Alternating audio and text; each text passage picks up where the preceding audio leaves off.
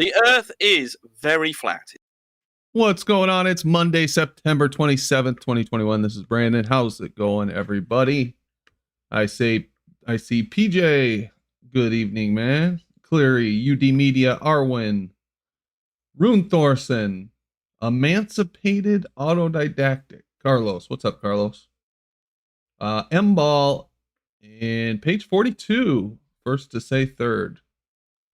Nice job, Paige. Flat for Life. What's up, Flat for Life? All right, what's going on, guys? How's everything going? Sounds good. Thank you, Bill G. Shout out to Bill G, as always.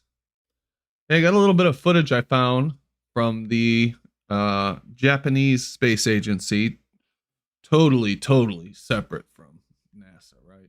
None of them are working together. That is pretty freaking interesting. You might have seen it before, but I just came across it, and it would just smack me in the face. So we'll look at that. And then Where's Wally sent me a couple of images of the ISS. And I don't know what point he was trying to make, but I'll show you that. And then we'll see where else it goes. So the time construct that they create is great. They do a lot of the God particle stuff, and what else was I gonna say? Forgot what else was I gonna say. Anyway, you gotta suspend you gotta suspend I'm sorry. What's the word I'm looking for? Suspended belief. Yeah. You have to suspend your belief, like in anything. Not really. Like, not really. No, so dude. it's Like, true. Yeah. Because, like, the thing for me was, Kosho thinks time travel is a real thing and it's happening all the time. No, forget about that. I'm trying to find out about the show, man. It's a good show. No, the philosophical concept is really intriguing to me, more so than the time travel, just because of personal. It's almost like personal development and arc. You know, the development of a character through the story and whatnot. But yeah, it's pretty. Yeah, pretty there's a big what he said about how the guy travels to the past, and then as his past affects the future that he has that hasn't happened yet. It's really cool. Like in Futurama, where he fucks his grandma. The only thing is that it's in German. Yes. So turn on the subtitles. Now the mouth is off with the words a little bit. Well, no, I just turned on subtitles. I just yeah. The first. It's not even in English. No. The first season I did it in subtitles, and the second season I did it in English dub, and it was. I mean, I'm pretty snobby when it comes to movies, so I could tolerate it. You know, it was pretty decently dubbed over in English. Yeah, those dubs, those German. There's a couple other German shows that they do. They dub them. They're pretty good. I mean, they dub them up pretty good. Yeah. What was the platform? I feel like was that a dubbed movie? Because I feel like their mouths weren't matching in that one either. Isn't that Spanish? I don't know, but I could see it. It throws it off a little bit, but see, I like those old school kung fu movies where their mouth didn't even come close to looking like they were saying anything. Yeah. Legit, so. Yeah, but dude, the newer stuff, like especially stuff with Netflix, they make it knowing that they're gonna dub it like right away. So it's like they have scripts for it. Where those movies, when they were making them back then, they just had somebody translating and getting close to what they were saying, and you know what I mean, like getting close to the meaning of what they were saying. But these are actually made, Yeah, that's interesting because the second season that I watched, I had both the English dubbing and the subtitles.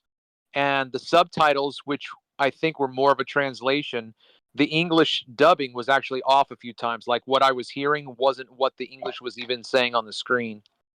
Yeah, that's true. That's true because they have to like compromise with phrases that are going to look more smooth, like with the mouth or whatever. I didn't even think about that. I didn't even think that they were trying to match up the phonetics of the mouth with the audio.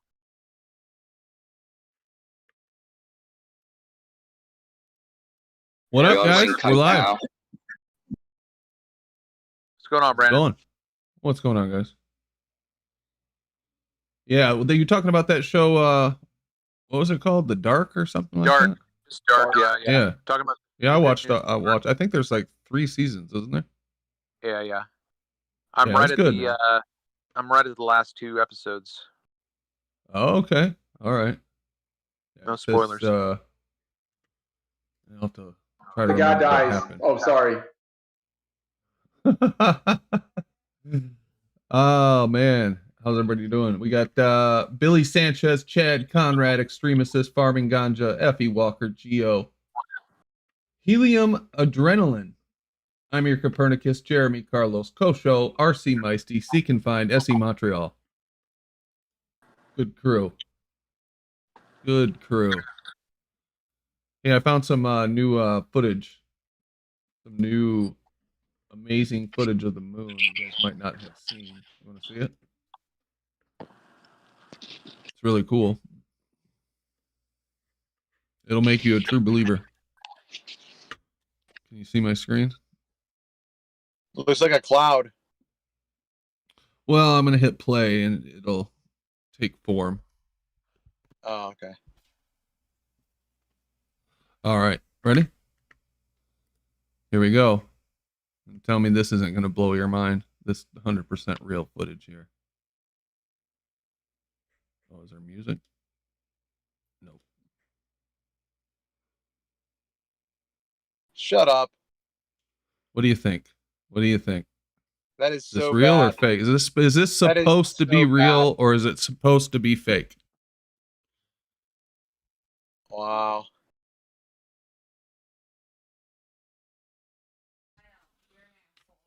Anybody want to venture a guess? Supposed to be real or supposed to be fake? Supposed to be real. Clearly, that's so real it looks fake. Yeah, this is supposed to be real. This is from the JAXA. JAXA Kaguya spacecraft. Spies the Earth in the distance as it passes below the south pole of the moon in 2007. This is pretty fucking bad if you ask me. I mean, that straight up looks like cheesy CGI right there. Well, isn't that? I mean, obviously, there's no up or down in space, but it's moving vertically. So, but that's not the way. Shouldn't it be oriented horizontally? So that it's moving. Shouldn't it be moving left to right instead of bottom to top? No. What they say is happening here is the satellite is going in the opposite direction that we're looking. So it's orbiting the moon. And that's why you see the sun looks like it's, the Earth looks like it's setting. Okay. Yeah, because that doesn't happen on the moon, obviously. But this is pretty bad. This straight up 100% is just layered in here, right here. And this is not even good CGI. Really low quality stuff. I think the plaster stuff they did in the 60s and 70s, NASA did, was a lot better than that. The clouds are not even moving. Yeah, I don't know how much you'd expect them to move in this little short period of time, but clouds move that far away, bro? They're not going to move much. You might as well tell me you didn't see any of the buildings leaning over. Right. Yeah, they do not move though. I don't know. What do you think, Don? Does this turn you into a true believer or what?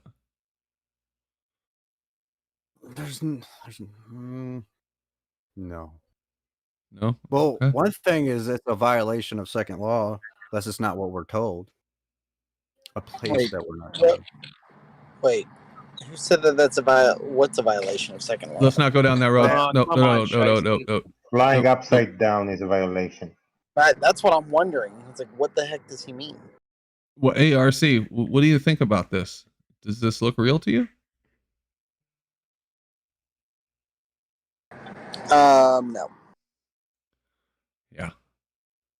Thank you for being honest. No, but I have no.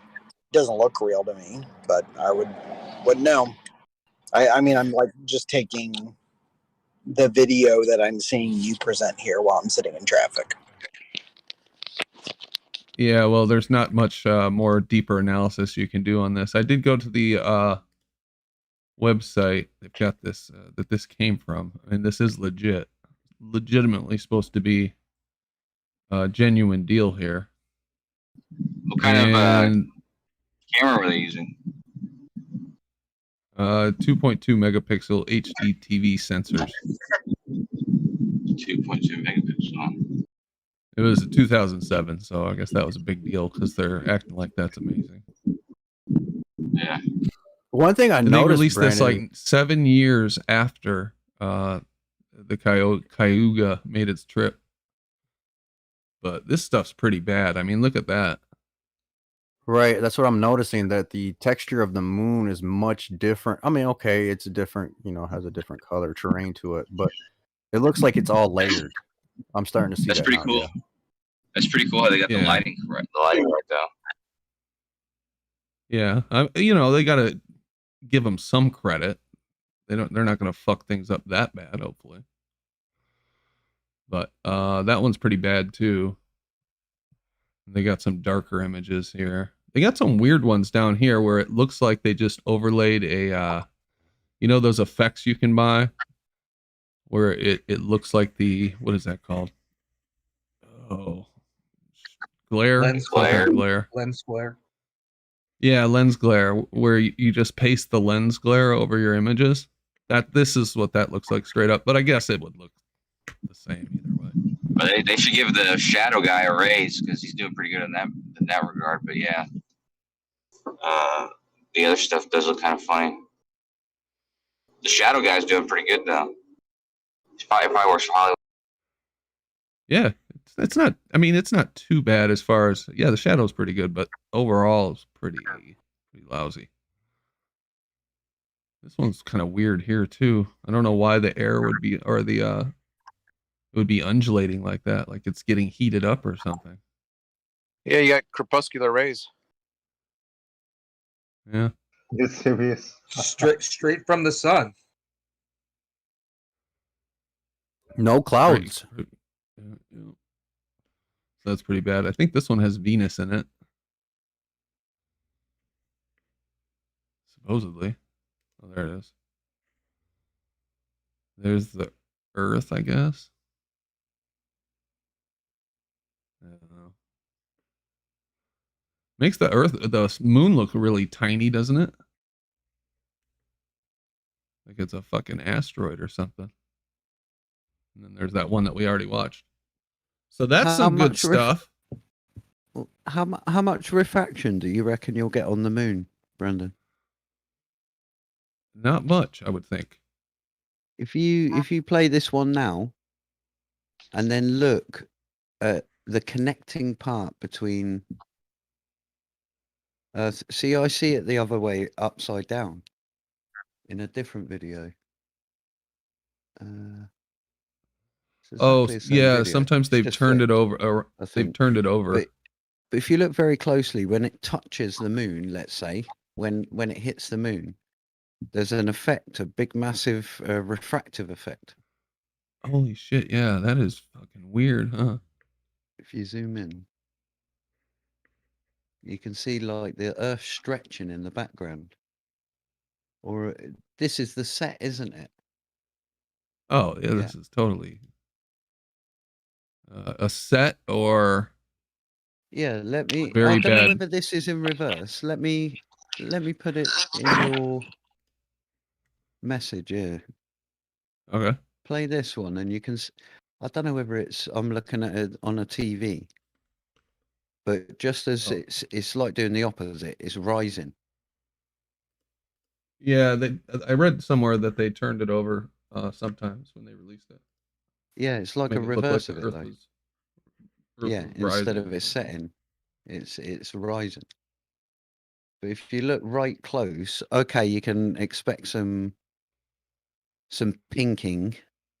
Yeah, with the rediversion of light, but there was a big band of it that sort of like almost looks like normal refraction, which bends on Earth. It looks even worse, right side up. So, do you have the original file? Oh, this is a YouTube one. I'm gonna say if you analyze the original file, you can tell if it's digitized or not, aka CGI. Can you? It's really easy to see CGI digital models. What would you look for?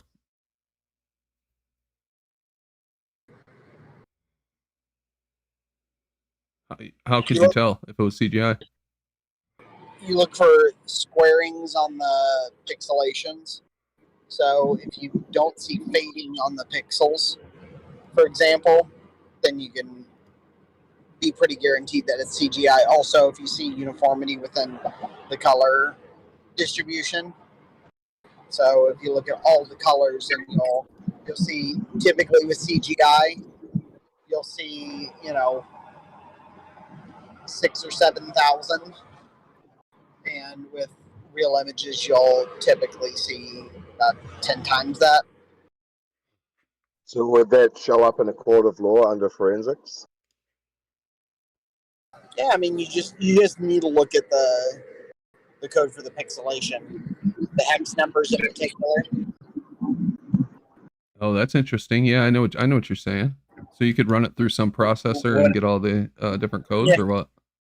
Yeah, what if they? You gotta watch out, make sure it's never been compressed or set. What Like if they? you can't analyze a YouTube video and do it. What if they film the fidelity. monitor? What if they took a video of the original computer-generated video? Yeah, you're probably screwed. I would imagine they would do stuff like that, like wash it somehow to make it not so obvious, Yeah, that's what people do with photographs, and then it totally, it hides the effects. Like, if you use Photoshop or whatever it's called for it. Well, how would you do that with a video and make it look and not make it look like cheap? Like There is ways with video. Everything has a fingerprint. Like a movie when someone's in the movie theater. It doesn't look anything like watching a movie. It does look cheap though, Kosho. So you believe this, Kosho? You're buying this? They use the wedding camera, the free throwaway ones you get on the table instead of a normal camera. Cutbacks. But here's the thing, bro. I understand when somebody, whoever was it, Travis, that said the clouds wouldn't move. I get that they would that far away. But have you guys seen the video that NASA put out? I think it was NASA where all the clouds were like really fat. Let's say did like it was. It's probably a time lapse. Yeah, time lapse. So kosher, this looks kosher to you? No reason to not believe that it's real. Yeah, I mean, if NASA presented a picture and there's no reason not to believe it's real, then yeah, no reason not to believe it's real. Yeah. So the original question was, does it look fake, right? And I will straight up admit, it looks weird to me. That now will I go out and say like, oh yeah, it definitely is fake? Like that's a different story. Like I've taken enough. Like I've worked alongside enough graphic designers, people who are experts in this, to know how much I don't know about what I'm looking at when it comes to just look at all the evidence that the rest of us looked at over the years, right? That'll do. No, I weigh all the evidence together and say, are there any credible videos or credible pictures? And the answer is no. yes. Show one. Present one. Present one that you think is credible along the same Reminds lines. me of a helium balloon. Collectively see, right? Just because one of them looks weird to me doesn't it's not grounds for me to dismiss other ones. No, but it's when 101 start looking weird to you that we start to question your weirdness for not seeing the weirdness in the statistic. Yeah, a lot of them look weird, RC. It's not just one of them. I mean, we've looked at tons of these that are all right, so let's say that 10% of the hundreds of thousands of ones. No, it's more like strange. 80%. Oh, honestly. 100%. I definitely would not say 80% out of a 3 hour, out of the couple million frames in a 3 hour video from the ISS. No, definitely doesn't look weird. Oh, the 80%. ISS especially looks fake. Yeah, the nighttime Yeah. stuff, that gives it away. yeah. That looks just ridiculous. Anything from the moon. See, that's Bring where I on think RC Meister that's where I that you do think they're trust. stretching ridiculous. Like, I don't think it's a stretch at all to say, yeah, this one looks really weird. It is a big stretch to say You're that. like an amateur sleuth. That's all. You're stuck on page 1 about the sleuth. No, he Get was photo fair. forensics. Do you trust photo forensics, anyone, RC Meister? I've worked alongside quite a few graphics people because I did computational linguistics. I very rarely touched anything to do with graphics, like very rarely. But I did take a lot of classes about when it came to processing, particularly file processing, where we worked with a lot of images and we learned how compression works and all that stuff. There were a lot of graphic designers in there who became good friends of mine. So Hey, yeah, Meister, Let me take that. I know some about it. Before you say that, They take those kind of classes in the intelligence agency when they go through their advanced training. Well, here's But my take on what what I was going to here's ask my was, take on what- Kosho, Okay. you said that you have no reason to believe it's fake. What reason do you have to believe that it's real? Is that what reason do I have to believe that's real? If it's presented to me as real? So you just believe everything that's presented to you as real? You give them the benefit of the doubt? No. If somebody presents something to me as real, then that's my instinct is to question it, maybe verify, look for something that might be obviously fake about it. But if they present it to me as real, then I got no reason to believe it's not real. It's like if somebody showed me a picture of something, and it's different if somebody's You're in in an the fucking investigation, army, Kosho. or if What's wrong somebody's with you? presenting something to me. If somebody's showing me a picture saying, "Hey, check this out," I'm checking it out, or someone says, "Hey, this is this verifies this." Those are like two different things. So if someone's saying, "Hey, this is a picture we took. What do you think?" I'm like, "Okay, that's cool." And if Okay, something looks off, Hold on, Pete. Hold on, guys. Hold on. Let me have a follow-up question here. Kosho, you know what kind of people we're dealing with, don't you? I mean, you're aware of the shady, scammy shit they do constantly, the lying, the propaganda, all that shit. No. You're not. No, I don't know that. So you're still naive to the ways of the world that most 21-year-olds have figured out so far. Who are we talking about here? Most NASA? 21-year-old. Yeah. The people who are in power in this world that run the media, the government, the corporations, those people in general. And I mean that generally. I mean that generally. Yeah, but that's a question. That's a question that look who we're dealing with here. Like you're saying, the world, another person who's not me. That's what we're dealing with. Like we're talking about a specific people, NASA. That's what we're dealing with here, and I don't have reason to think that they're doing something shady. No, we were talking about the Japanese space agencies originally, but these are the same people, Kosho. This is the government we're talking about. Yeah, I don't care what letters they have on their letterhead. The night images you're putting up there, those are, especially the Aurora Borealis, those look incredibly rare. I've seen the Aurora Borealis. It is a freaky phenomenon if you actually look at it. These look incredibly accurate. But what about the permanent dome? What about that permanent dome over? That's kind of like the evidence of the dome, isn't it? It does look like a dome. You can see it. Look. It's not on Earth, is it? It's above Earth, so are you claiming dome's above Earth. The dome? Are you claiming that that's the dome? Well, I'm looking at it. I've got no reason to believe it isn't. I've got no reason to believe that this is a lie. So this is above. Yeah, that's not. No, all right, hold up, Gleam. I'm looking at your profile picture, and I believe you're a cartoon now. I am. No, you're the cartoon RC. No, I am a cartoon. But Gleam is as well, actually. What kind of statement is that? Do you actually think that you're looking at the dome? You can look at the space agencies like they're a big smorgasbord, and you just saw the sushi version. Do you know what the dome is, RC Meister? Why do these people get sent to stage? I know they're going to lie. If I was to say to you, here we go. Gleam, I've been asking people let me for explain. literal years, and so if you have anything to offer, awesome. I've said it a couple of times to you directly. It's the magnetosphere. The So magnetosphere.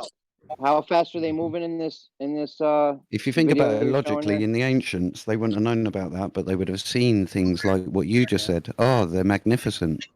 Yeah. Lights. That green hue is in the sky, a consistent hue to your sky. If you pay attention, I can see it outside the window now, looking Looks like a south in green Ireland shield. here. Looks like What's a that ISS yellow wave. line? What's that It's yellow ISS line waves. over? It's a green shield. That's Green's the a dome. Is that Ross. the, Green shield. that's the Yep. dome? The force field.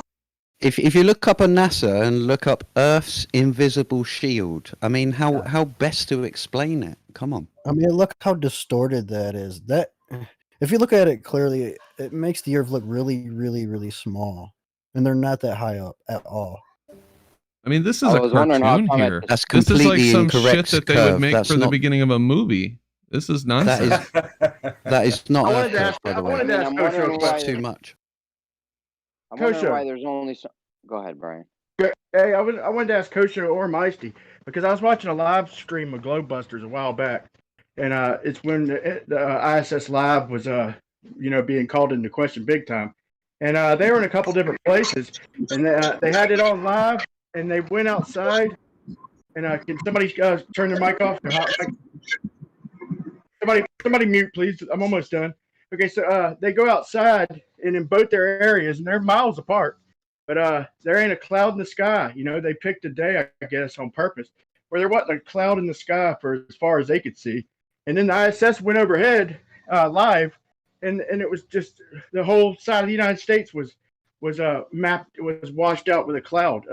So it didn't match reality, and it was claimed to be live. So, Meisty, what's your explanation for that? ISS can't see the whole half of the United States at once.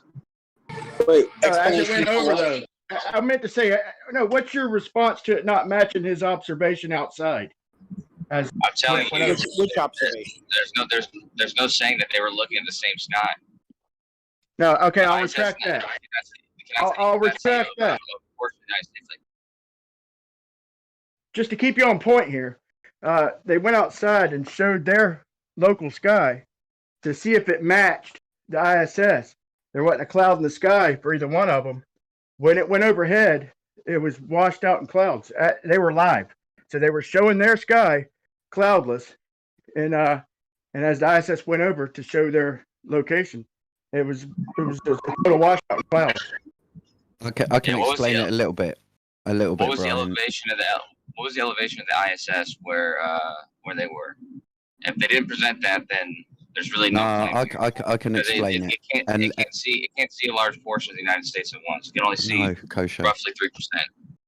No, Kosho, there's hundreds of proclaimed to be NASA ISS live streams. There is only one official one. So you can pull up any. It appears on YouTube as if it is live. It says it's live as if Brandon's is now, but it is a pre-recorded version of it. Yeah, So this was back in the day, I believe. This was back in the day when they claimed it to be live. I think it's on stream This or is something. this is not the live stream. This is not the live stream. No, Brian was pretty- on about the it's live pretty stream. easy. He was saying that pretty they easy were to trying find to the match it correct up. Yeah, well, we're assuming that they were using the right one, because if they weren't, then they're just dumb. But yeah, it's pretty easy to find the correct live stream, whether it's an app or a website or probably not YouTube. But yeah, and then so once it's up there though, there's no way to tell what part of the sky that you and that satellite are viewing the same part of the sky, unless you know the elevation of the satellite in reference to you. Or you know specifically what portion of the sky the ISS is looking at, but it's not going to be able to look at the whole half of the United States at once. Come on, Maybe be able to Kosho, look at, you can see where it is with the lights and everything and the landmass. Come on.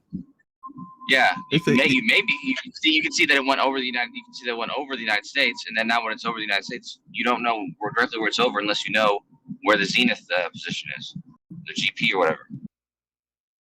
I would be embarrassed to have to defend this. This is bad. So what was his answer It's though? not bad, and that's not a response. Are you Alright. Look at claiming that their this. website Look at how it was like live, flattens or are you out. claiming that they couldn't identify it? It Which was it can look at it can look at maximum 3% of the Earth at any one point, and it's not looking at the maximum view at any one point. The field of view Yeah, I'm doesn't not look at the talking about entire that. portion that's able to look at. Like what you're saying, Just look at this. Kosho, Watch is that this when area and watch how it scrolls past and look at how like it flattens out. It's unnatural. Watch it. You see that? It's just fucking Yeah, nonsense. This, you think this is real? I'm pretty Think sure this is it's a real fisheye. video here? He's no You should culture look up a guy doubter. called Dorn. There's a guy called Dorn. I forget his last. I have to find his videos, but he makes really good ISS videos. Like he takes the footage and then he cuts it together with music or whatever. It makes it look real cool. I'll post it. That's nice. So you never, I like a you never good gave me cartoon every a. now and then. Brian, you know what Kosho is going to say is if you walk outside and it's a really blue sky and you can't see any local clouds, he's going to say, well, actually, on a blue day, there are clouds covering the entire Earth. You just can't see them. Listen a minute. Don't ever speak for me again. All right.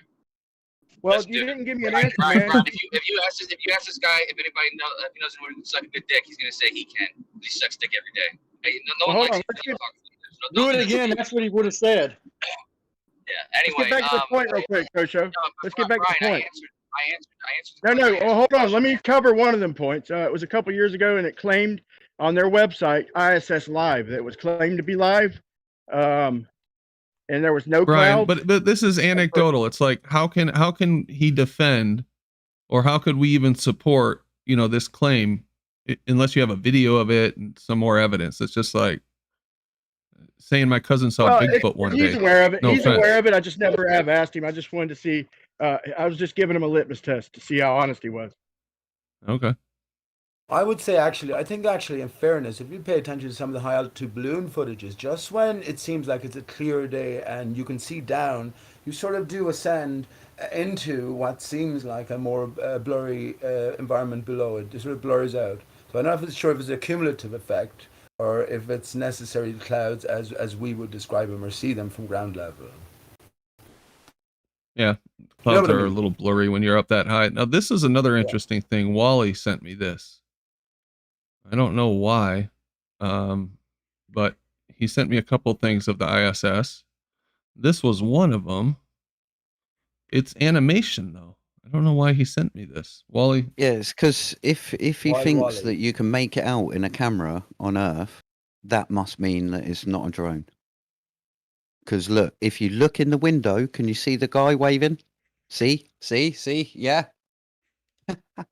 It's absolutely ridiculous. Not only that, I mean, it says it's animation right here. I guess they're just talking about the fact that it's going back of a and forth, video. or what? Yeah, it's of a video. They're keeping us distracted with telescope. all this fucking nonsense, while in the meantime there's all manner of secret craft bit buzzing left, right, and centre above us. I swear to God, that's what seems obvious. Kosher's been defending the same things for 5 or 6 years now at this stage. Come on. Right. Like a ploy to me, I would say. Would you think? I don't know. Get all of us passionate then, right? No, We're spotting something, we're breaking just open your some way conspiracy. That's your just way of not engaging. Hang on, why with did the you other- interrupt, man? Why did you interrupt? So, yeah, we think we're breaking open some conspiracy and lifting the lid off some massive fraud. Well, in the meantime, they presented us this information to sort of be sucked in so easily. You have people like Kosher and R.C. Meisty and the rest of the crew there to defend the position, come hell or high water. And you just get wrapped No, up. it's And as I not- say, in the it's not about- meantime, you have amazing fucking craft above, which are defying all laws of physics. No, Good point. it doesn't defy any laws of physics. And secondly, this is your ploy to ignore the evidence. It's not actually addressing anything. So you've never heard of secret flying craft, whether they be government or otherwise? You don't believe anything like that? Any of the stories that came out over the years, or you don't believe anything like that? Yeah, why would they purposely put out false information, disinformation around UFOs in Area 51, which they've admitted to doing, to cover up experimental crafts and testing and whatnot, if they didn't have some shit that they wanted to hide? Yeah. I mean, come on, guys. Let's not be fucking naive here.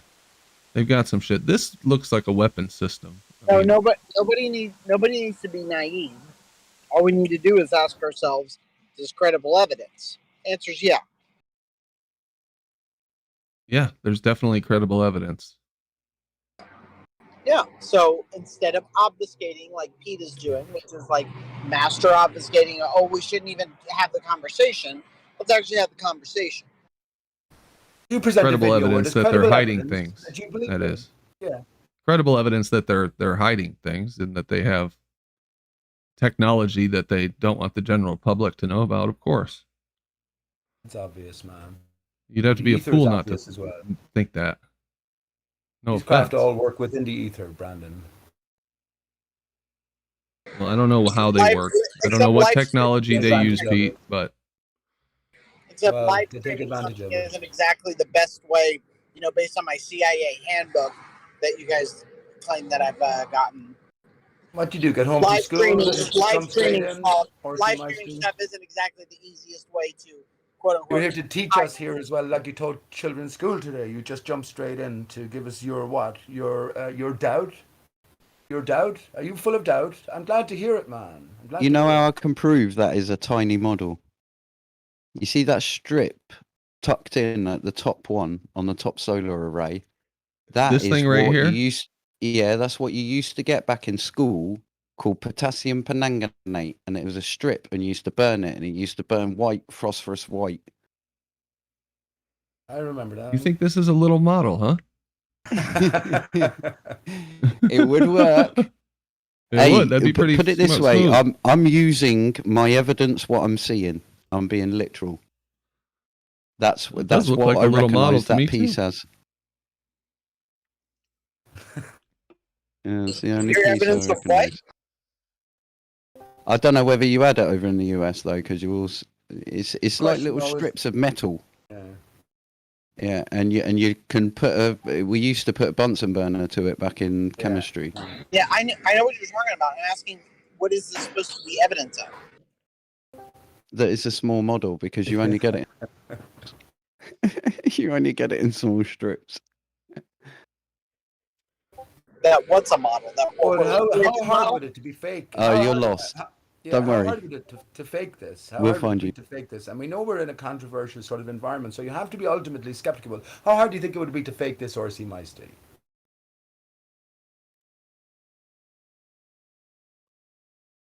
Hey, hey, I got a better question. If I gave you a budget of say $10 billion, do you think you could fake the ISS program and convince people that it was a floating thing for growing lettuce? No. You don't think so? For $10 billion, you don't think you could do it? Give me $200 million a day. I don't think I could actually do that. I wouldn't know how. 200 million a day. 200 million. Yep, 200 million a day. 150. Cool. Give me 150. I still don't think I could. What are you negotiating on it for? Like, Honest to God, you'll never get any fucking truth out of these guys. What, Brandon? What you have on screen there? I mean, I don't think for fucking $100 you could do some. You'd be able to pull off something like that. $100, wouldn't you? $100, you think? That's a pretty good model, though. Yeah. Yeah, but the one thing that would be the hardest thing to overcome is, yeah, you can have the set and you can have like the people using the wires and stuff. But the hardest part, the hardest part is the people who can view it. Somebody's got an echo. All right, Pete. Just talking Hold about that clip he is on, particularly. I'm Hold on. Have it at the end almost of the done. stick. Almost done. Yeah. So the hardest part would be the people who can view it from the ground and can view the actual speed that it's moving. So you'd have to make something travel that fast in order to. I'm not talking about that. No, that's what I'm talking about. Hold The on. clip that Brandon Hold has on. shown. Hold on. I'm just saying, in order to fake that the footage is coming, where the footage is coming from. Talking about that, and Brandon has a specific clip that's on repeat on the screen. I could do it by making the model, potassium permanganate strips, and I stick it to a stick, right? Turn off the lights and just turn the stick at the back. I'm at the back in black gear. All right, Pete. $100. Hey, hold up, Pete. I'm gonna raise you this. Hey, we're moving at the speed of light right Pete, now on the air. Pete, hold up. I'm gonna give you $200 and a month subscription to the entire Adobe suite. Okay, it's like $70 a month or something like that for a 1 month subscription. I will buy you that if you agree to spend 1 month and try to recreate it. $200 cash and a month subscription to Adobe. No, I'm not interested. Are you looking Oh! at the Brandon was offering millions earlier. Are you looking at the same screen that I'm looking at? How does anyone else think they can recreate that easily enough? You can download that. You can Right. download the model of the ISS, put it in Blender, and just add a few Yeah, lighting you'd probably be able effects. to buy a model somewhere. Pete, Yeah, exactly. 3 minutes ago is that anyone could do that for $100. I average you $250 or Listen, $200 shithead. plus All I plus can do- an Adobe okay. subscription, and you say no. What the hell? Because I'm not interested in you and your fucking deals. So, Pete, what you're would stop so me from full of going out shit. buying a little miniature You're full model of of shit, the Pete. ISS, just as you see it on screen here, right? Sticking it to the end of a stick in a dark room and just having a light from a certain direction and just turning it in that simple motion and capturing it from an image. All right, Pete. $200. Not and interested, Adobe though. subscription. You can't Not do it. interested in none of your challenges. I give you a bigger You challenge. I'll challenged take your challenge if you take yourself. my I didn't even challenge. challenge you. I didn't even challenge you. You challenged yourself, and I said, "Damn, I'll be your Patreon and do it." Yeah, but I wasn't fucking putting the offer out there. Oh my gosh! Anybody else want It couldn't be done. Are you saying it couldn't be done for $100? What the fuck is wrong with you? Hey, I got I tell you what. Hey, I tell you what. You're making a project for your children in school. Bro, I'm feeling. Say you're talking to spicy. people who think the Anybody ISS else is want to fake. take me up on this? Yeah, let someone. Yeah, I'll take you up on it. No, any flat earthers, screw you, Kosho. You have reason. I will if you pay me my Do that month. for $5. I will if you pay me my month's salary in addition. No, good luck. He says that he can do You know it what, for guys? $100. I think I'll take one for the team. I'll do it. Nice one. Yeah. Nice one. And do it Who for was that, more. Job? Do it for $1,000. The more you do it for, the more. What do you want me to do? What's the thing? Recreate on the screen, but purely CGI. 3 See, seconds. I already doubled your money. You Shut were your real mouth. confident when you said Grab a $100. taker. Go on to him. So I doubled your money, $200 plus a month Adobe I'm subscription. not interested in anything you have to say, man. But someone is after taking you up on your offer. How in the world do we get to this point where you're like, oh yeah, anybody could do that, and then you're I'm offered fucking to do interested it, in and fucking you won't do it? battling you. By the way, I will say terms and conditions apply because you do get a month free trial, so that would not be included in this Hey, month. Hey, you know obviously. what? Hey, hold up. I'll give you 2 months so you can get to take the month free trial, and I'll give you 1 more month. Listen, shithead, if I did take it up, I'd take your $200, but I'd bet you fucking $5,000 that I would make a convincing job of it. But I'm not interested in taking it up. That was what my weekend contract that I You've just just got signed. an acceptor. Come on, someone just accepted. Tell Eero can replicate that real quick, Meisty. You can replicate it? Fucking replicate Not that. me. Eero Landucci. Yeah. He can do Dude, that any shit. graphics, anyone Easy. with graphics can fucking do that Joby in said he seconds. would do it. Who? Joby said he would do it. Joby. How All right, fucking Joby. easy is that? What am I doing?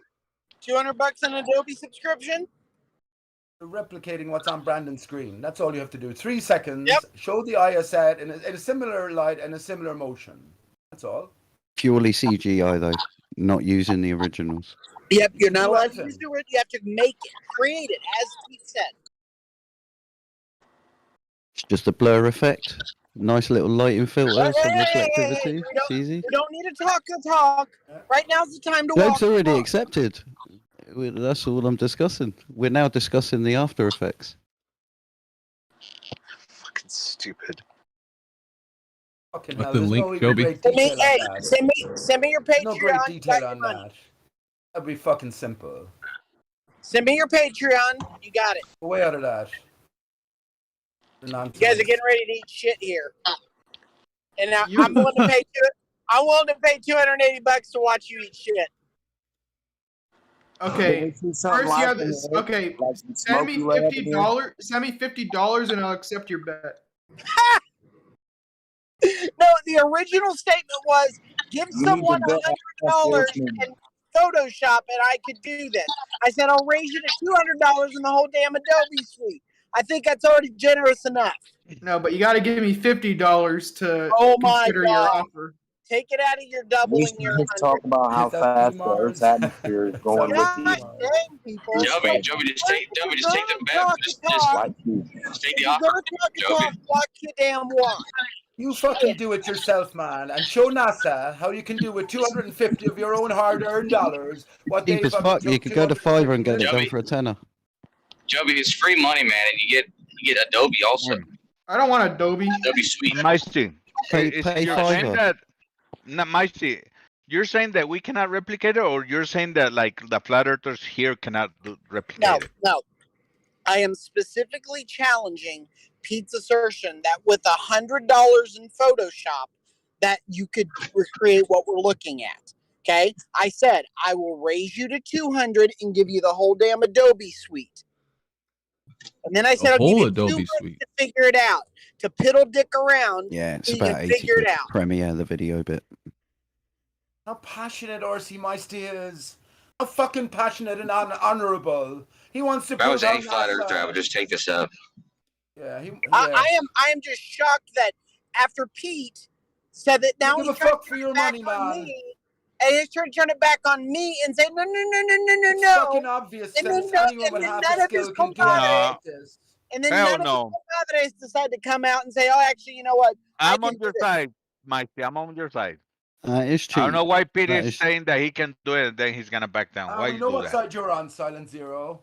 Well, why We would you cannot say do that and then shit. back down? Come on, don't speak of things that you're not gonna do. You looking at what's on the screen here? Am I looking at something fucking different? Why did Liam No say way. that? It looks like you took a lot of It potassium. is easy. It is easy because to it do, does. but it would take hours. It would take hours to get just Yeah, right it would take and too get much all the time. Are lighting you gonna effects take me all up on it? blurry. Gleam, then send me your Patreon.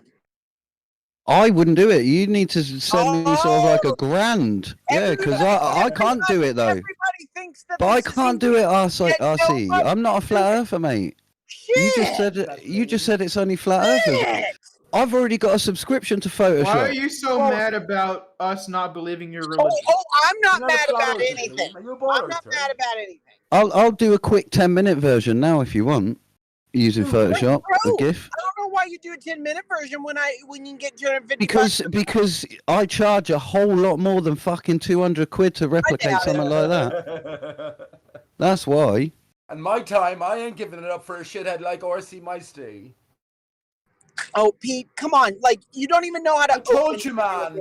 If you were to be serious about this, I'd bet you fucking 10 grand. Pete, send me your damn Patreon or your Venmo, your Cash App, and you get it. I told you, if you were serious about this, I'd bet you 10 grand. Yeah, I'm just saying for absolutely, dude. materials. Send me your You might get Venmo, away with Cash doing App. that for 100, maybe Send me your 200. Venmo, Let's say Cash App. 500. Okay. That was 10 grand on the line. Guys, You might spend 500. I'll take you up on your offer. I'll do it. Bet him 10 grand. Got it? Yeah, I'll do Are it. you gonna do it, Joey? And that was me just booting up Unity and Photoshop. Paying anybody 10 grand. Well, there you go, Gleam. That's what I'm saying, how easy it is. Why won't you let me do the challenge? What are you afraid of? You just said 10 grand. You're No. not confident, R.C. Meister. There's two people speaking, Maisty. You're conflating Pete with other person who is accepting your challenge. Okay, so Joey's At going to do it? 280. Yeah, I'll do it. All right, send me your Venmo, Cash App, or Patreon. You got it. Cash App. I'll send you a Cash App. Let me find my Cash App card. Sweet. We got a challenge Both- here. All right. Yeah, both of you fulfill this, and salute to both of you either way, because I wouldn't even be How asked. long? How long is it gonna take to do that? Don't worry about it. I told him I'd give him 2 months. Because he's got 2 the months. 3-month Damn. trial. I don't got have the 3-month Cash App. trial plus the month that I What about Just do PayPal? PayPal. No, hey, Joby, the only thing, and this is on your honor, okay? I have no way of verifying this. You have to do it yourself, okay, from scratch. Yeah, sure. All right, message me so I know who you are. Sure. Very good. Let this day be noted, the 27th of September 2021. The challenge was set. The ISS, actually. It reminds me of one of those little Actually, child my seat. stories. Actually, I might will be able to tell if you use like a already made model too.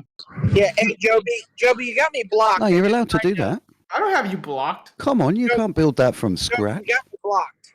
Hold on, let me see. You can build that from scratch. You can do, but that would take months. From scratch, man. You could easily do that. I don't think so. I don't think that would take months at all. What's your name? Just do ZBrush and RC then model Nice. it, model the fucking thing, make it You could just download smaller, it. and camera's perspective, and just create that GIF. Yeah. Stick it onto You guys got to be You're in friends. the That's why you background. can't receive DMs. But guys, because you know how this is gonna come back, man. This is so worth it. So worth $250 or $70, whatever. You can even hold that. So with your worth hand. 280. You're in a Come back on. room. This is gonna come back. It's gonna look nothing like what we see right here, and we're all gonna sit back and watch Pete eat some shit while he says, Why would I "Hey, eat some shit? even for shithead? $200, You're the one who wouldn't take up the bet can't if I do said I've it got was 10 confidence in grand. Job. Look, I don't know who's what gonna he's do the like. but challenge, Micey? Who accepted? Job. Joby. Look, you're Yes. gonna use try to use ZBrush, create the model, and then you're gonna be able to move it and just play with the lighting. That's all you have to do. That's all. 3 seconds. A 3-second GIF is all you need to produce. I could produce that in No, reality. wait, hold up. He said specifically that we're doing the live stream version, right? Like That one, the GIF. What? The GIF, This one on right? screen. We was doing on the screen. What is this changing? Uh-oh. No, I'm happy to do that. Does he want to use this one right here? Oh my God, what happened there? Sure. No, hey, that's fine. If that's what he wants to do, cool beans. No problem. The challenge was kind of set, then unset, then said again. No, because I think the original thing that we were talking about, and this is fine. I don't have a problem with it. The whole original conversation thing we has were been talking- about the GIF or GIF or whatever it's called. Okay, Yeah, the ISS feed would be easier. This is more difficult than the ISS feed. See, the ISS feed would be easier. Why say that? Yeah, that's what I was saying. I thought we were originally Because you've got Google Earth. the ISS feed that it would only take 5 seconds or $100 and You got Google Earth. You can use it. You can plug into the API. Hey, Google Earth. You could use Google Earth, but it's not gonna look like that. In a real model, you only need to be sure? being clear. Look how blurry it is. You would easily No. get away with that. Look at how You blurry. could just use some footage from NASA. What are you talking about? No, Yeah, but then that wasn't the thing though. he has to make it. But I'm saying, How are you gonna tell the most difference? people stuff use an already made model. You say that's not convincing at all. Would that be hilarious? Hey, I got a question for you. Does anybody here know about breaking the sound barrier? Yeah. Yeah, I've done it Okay. before. What do you mean? What do you mean? What do you mean exactly? Because like Well, my question is, Maca for life. Maca for life. do you have to be in the atmosphere to break the sound barrier? No, you just gotta Yes. go fast. I mean, yeah. I mean, you do. You have to be in some kind of medium to break a sound barrier. Because if there's not a medium, That's the there's setting. no sound barrier. Okay. Is it the speed that you're going through the air? That's what breaks the sound. That's what makes you break the sound barrier, right? Because you're going faster than the speed of the propagation that the sound travels Yeah, in the speed of medium. sound. Is that right? Yeah. So technically, you can do that in water too. You can do it in any medium. Yeah. Okay. So it's always in relation to the atmosphere. The atmosphere that you're, like the atmosphere that you're currently in, the density on it. The It is atmosphere that you're based on that from Ernst Mach's work, yes. The Mach numbers. Okay. All right. So it is in relation to the atmosphere. Got it. What's But actually Mach going on 1 is Liam, gravity. Liam, what's actually going on when the sound barrier is broken by a fighter pilot? Just at that moment, what's your best understanding exactly what's going on? A sonic boom.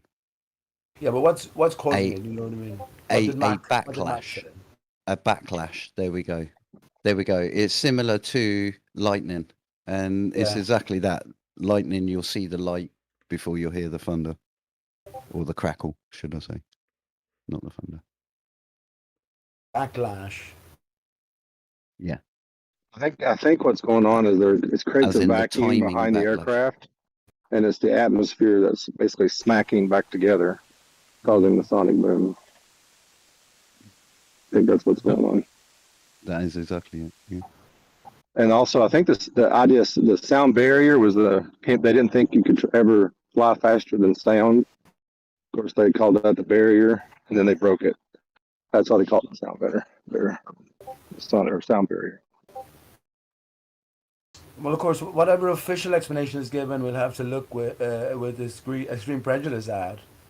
But I'm thinking everything concerns the ether, definitely. So anyway, that's what I was asking Liam. And was Mac It was to do with that. He wasn't. He was an No, adherent to it the was ether, to do wasn't with he, that. Liam? Yeah, but well, no.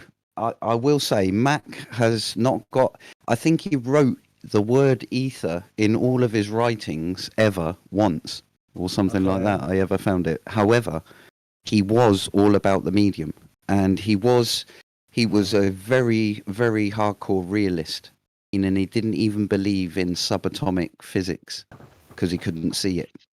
Could he be a fake contributor like Tesla? Tesla never. No.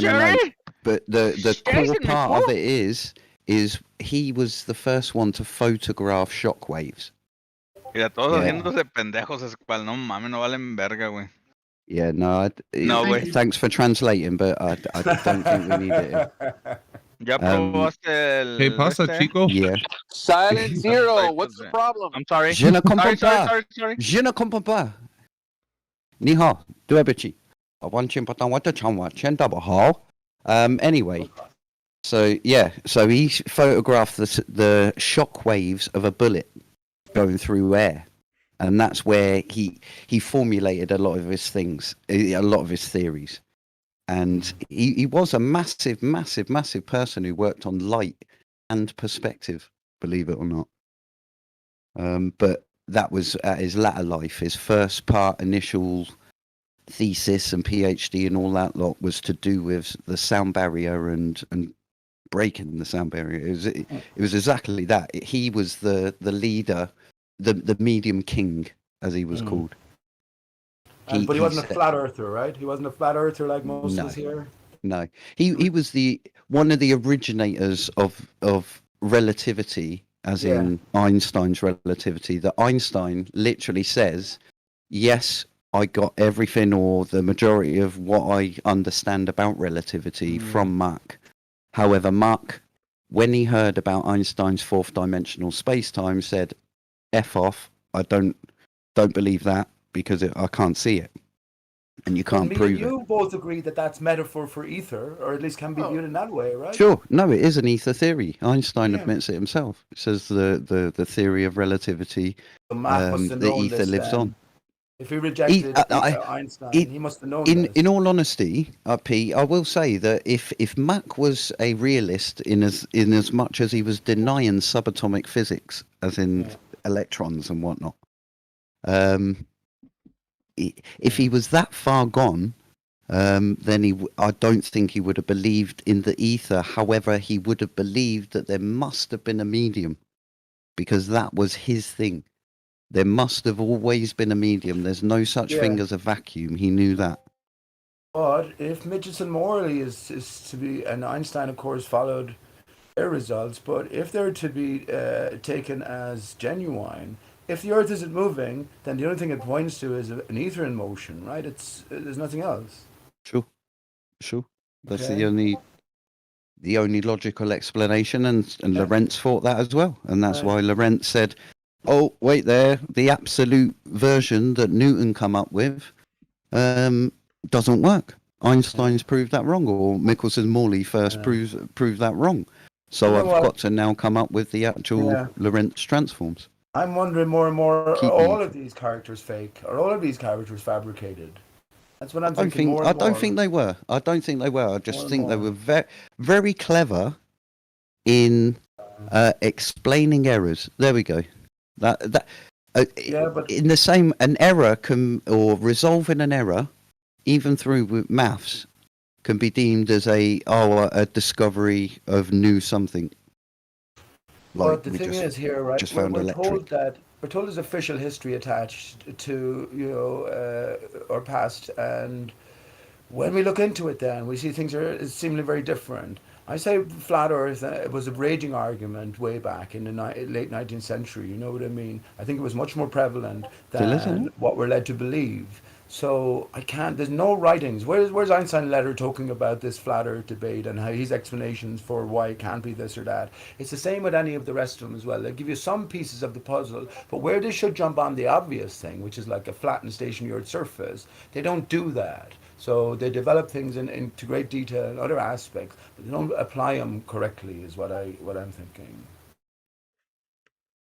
I think Einstein was a clever scapegoat. Right. I think when he presented his theory, James Richard, what's up, man? Ain't seen you around in a while. Says you can actually observe breaking sound barrier. Yes, I've seen that. That's pretty freaking awesome. In fact, I had a video of a rocket that they said was going much faster that was breaking the sound barrier. That's pretty interesting. But yeah, that's pretty cool. Thank you, James. Good to see you, man. And Kango24, what do you think about this new nonstop flight? Look up Qantas longest repatriation flight to go via the South Pole. Yep, it flies over the South Pole. You got a number for that, Kango, or a link or anything where I can go look at it? Because these Qantas flights have a habit of never being flown. So has it actually been flown? I'd be interested in seeing that. I'm sure that there's a catch, but all right. Thank you very much for the $5, New Zealand. I appreciate it. and that's undeniable, he must have predicted something that Newton's couldn't, and he did. And it worked. Arthur Eddington said, "No, I'm respected. I will peer review him." Yeah. And that's But exactly it wasn't. what it He is. faked it, right? He cooked the books, right? Well, you can said say it was that all a because there little was two, venture wasn't there? that paid But off. there was two spots, wasn't there? There was one in Brazil and one in Madagascar. And it was the one in Brazil. They said, no, we didn't get any meaningful results from that because there was too much cloud cover. However, there is other stories that there was recordings of what was being done, and it completely contradicted the other one. So they just scrapped that one and just kept the one that agreed with what they wanted to spread. That's science for you, baby. But by no way was it just a few handful of people just taking a chance. Eddington taking a chance on Einstein, and then it just fucking hitting jackpot. No, not a chance. These are part of the same superstructure that's there throughout. Well, if you think about the times as well, it was just end of World War One coming into World War Two style, Which is more nonsense, isn't it? Tartaria's gone. That's it. We're wiping out the remnants of Tartaria. And the mud floods. Well, I'm not talking necessarily about mud floods, but just you know that whole story. I'm sure somewhat clean. It changes everything, right? The whole of our history, whole of our present. Hey, I got a. Do you remember this the other day when I showed this? We were talking about the water tank. Yeah, and the little pyramid at the bottom of the tank. So I got to thinking how I could actually do this because I think it's kind of an interesting experiment. And here's what I'm thinking. I'll get styrofoam, like that heavy, hard styrofoam that's really buoyant, with a flat bottom. Okay, perfectly. So it'll sit perfectly flush and won't allow any water under it. And the way that I'll stick it to the bottom of the tank is with like a wax, like chapstick type substance. You know what I mean? Sure. Yeah. So it blocks out all the air gap. Mm-hmm. So it blocks out all the air, but it's not strong enough to hold, it's not strong enough to overcome the buoyancy of the actual object in the water. Yeah. And then I'll slowly fill the tank up with water and we'll see what happens. That's it. You've got to be delicate in as much as if you pour it in the left-hand side and not the right-hand side, it will push it over to the left. And then it could tip it and allow water in below. But you're right. If you do it very, very slowly and try and do it evenly, it will apply the force equally on each side and shouldn't move it. Yeah. I mean, and I was thinking I could put something underneath it, like, I don't know, a piece of paper that turns colors when it gets wet. Maybe I can groove this out a little bit just to show if there's any water in it underneath it. Trying to think of a way to do that. Yeah. I know what you're saying. And because here's what I think would be interesting. If this thing floats with no water underneath it, that would be interesting to me, because it would mean that it isn't water pushing it up. It would just float up of its own, based on the matter it is, based on its density, right? Yeah. Yeah, no, I get where you're coming from. It's a very, very delicate one. You'd have to be real delicate with it, definitely. But I get where you're coming from. And then you'd prove that it's not the force of the water. However, you've got to prove that at the millimeter level, where it both goes up either side equally. Because if you get one tilt on it, then that is the water. Then the water's rushing in and pushing it all up. Good point. Wonder how I can overcome that. What if I dripped the water just right down? If you hold it down to start with, and pour it in all haphazardly, wait for the water to settle. The only thing about that then is when you take your water out, you could cause a vortex which drags it up. But if you then separate your hands, keep your fingers to the side of it, and then do it very, very slowly, I suppose you could do that. Or just chop your hand off and leave it in there. Yeah, but the blood will make it hard to see the thing after I chop my arm off. Don't do it red. Do it green, obviously. Oh, yeah. There we go.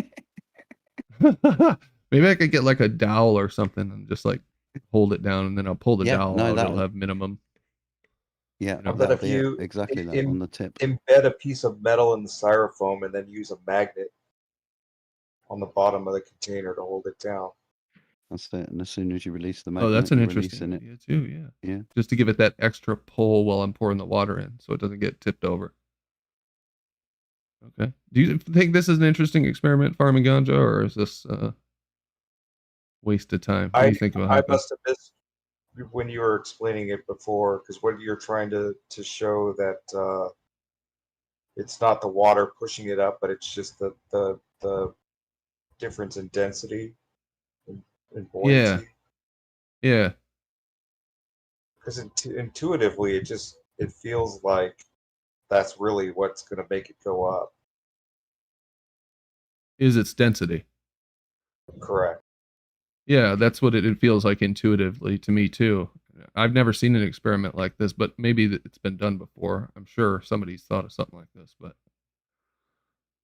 I just can't imagine this piece of styrofoam sitting on the bottom, as buoyant as it is, in all this water. You know what I mean? It's all dependent. That's the force. It's the force of the buoyant force, whether that overcomes the pressure of the water pulling down on top of it. Yeah, but if it's not the buoyant force is said to be the water pushing it up. Going up. Yep. That's it. And if this becomes buoyant without any water underneath it, then that kind of changes that line of thinking. At least I think it does.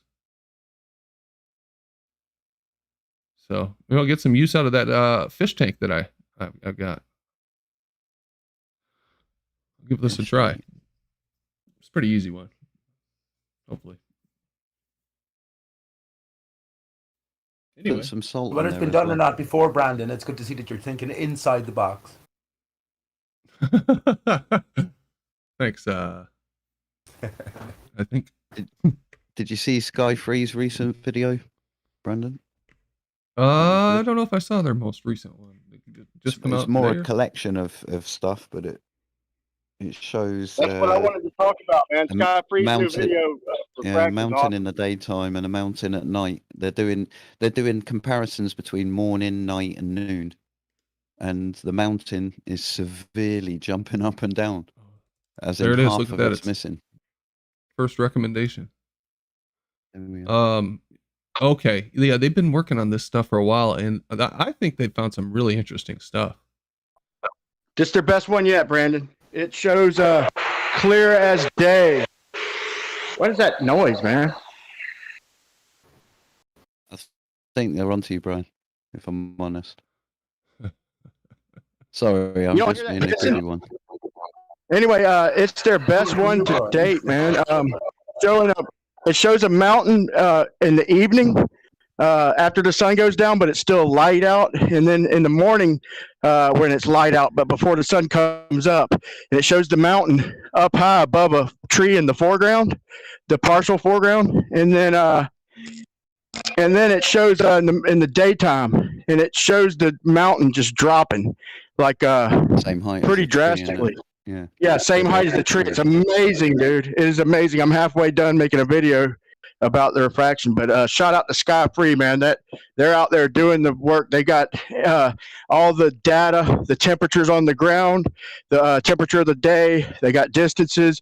They're very thorough, and they've all but proven upward light refraction, or whatever makes shit look lower in the distance. They have proven it. Yeah, that's kind of what I was thinking too. That's pretty interesting. Okay, so they're at this mountain range here. Okay. Yeah, caveat, they do say in there, look, we haven't looked these up perfectly. That's what we're doing next, but this is our footage just to show you what we've just been out doing. You guys have been working hard. Yeah, it is good, Brian, to see them out there doing stuff. It's really cool. Here's the point, the crescendo of the video, man, is that they're attributing this drop in the distance to globe curve, and they're trying to use these theodolites and auto levels like tens and dozens of miles, which is tool abuse. Shout out to Rocky Life for named it tool abuse. But so he's showing that they say that in the heat of the day, that's when refraction is at its minimal. Okay, now anybody with common sense would know when it cools down, you have less of a gradient. You know, who could say in the heat of the day with more of a gradient is when there's no refraction? I mean, to me, it's obvious. Look, I've been doing this. I've been doing. How small is the smallest crystal able to be found? Because a crystal has to start from somewhere. What's to say that crystals can't be so small that our atmosphere is actually made of crystals, and that's why we're getting your light refraction. Little tiny crystals. What kinds of tiny crystals of water? Maybe water crystals, water little particulates. Well, listen. What do you mean by crystals? Like what? Like in a crystal, like the crystal has to form from something, right? It has to begin somewhere. Crystal meth. Diamonds. Crystal meth. Hang on, please. Do you ever walk down? Anyway, do you ever see a wet street and the light shining on it, and the little water droplets or little particulates of water are just sparkling, scintillating? Those sort of crystals. I hear if you do crystal meth, you can taste the crystals. Okay, let's stay serious. Like, what are you talking about? What a crystal is not water. That's what is sparkling. You know, when you look at the sun on the water shining and you see the reflection. I want to talk to the guy who brought it up. I thought you were talking to me. Okay. Yeah, it's Carlos. I was just thinking that, like, how powerful are their microscopes? Can they look at a drop of water and then go further and find out that it's actually just the beginning of the crystal?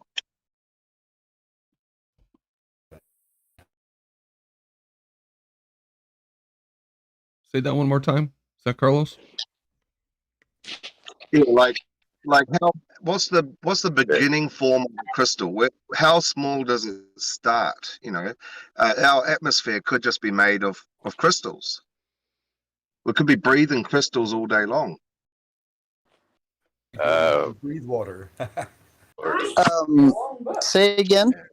Yeah, That sounds like you're just making stuff up. Oh no, we're two lost souls living in a fishbowl year after year. These crystals are water particulate. How much can you cut down a water droplet with the sharpest razor imaginable and not have a water droplet at the end or a water component? I say. Yeah. Okay, but let's talk about crystals that we do know. What's a crystal composed of? Isn't it mineral?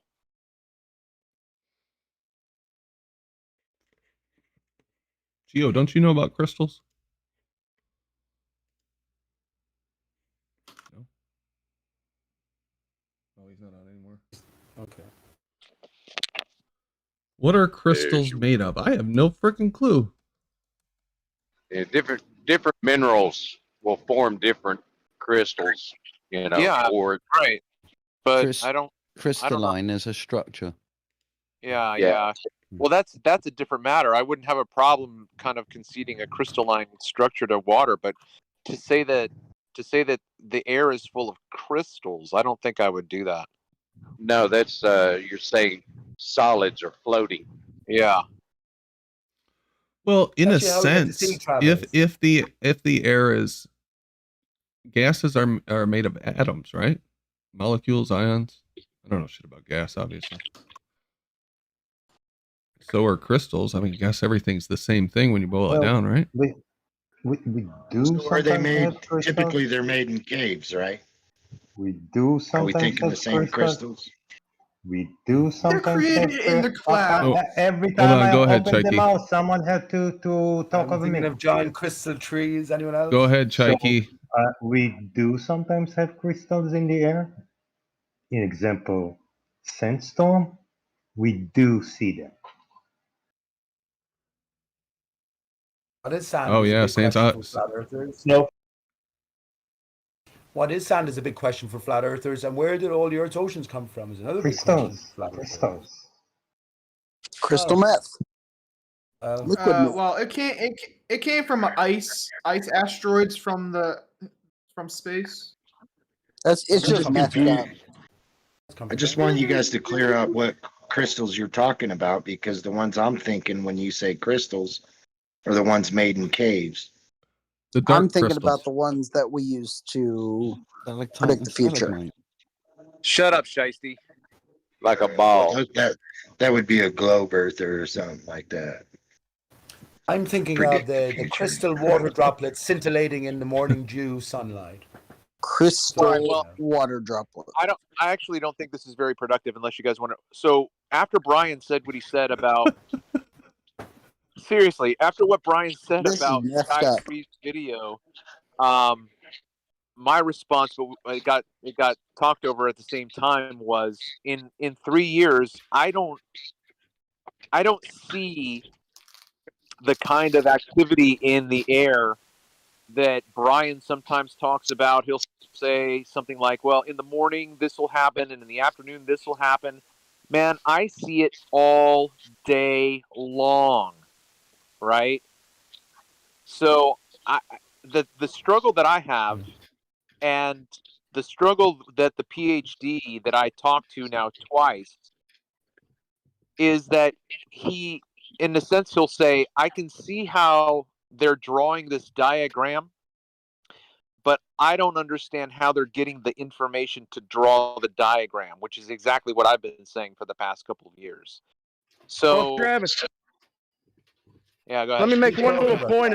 It's like 40. I think the mountains are about 40 miles away. Do you have you done a lot of? I mean, I'm not saying you haven't. I haven't noticed any.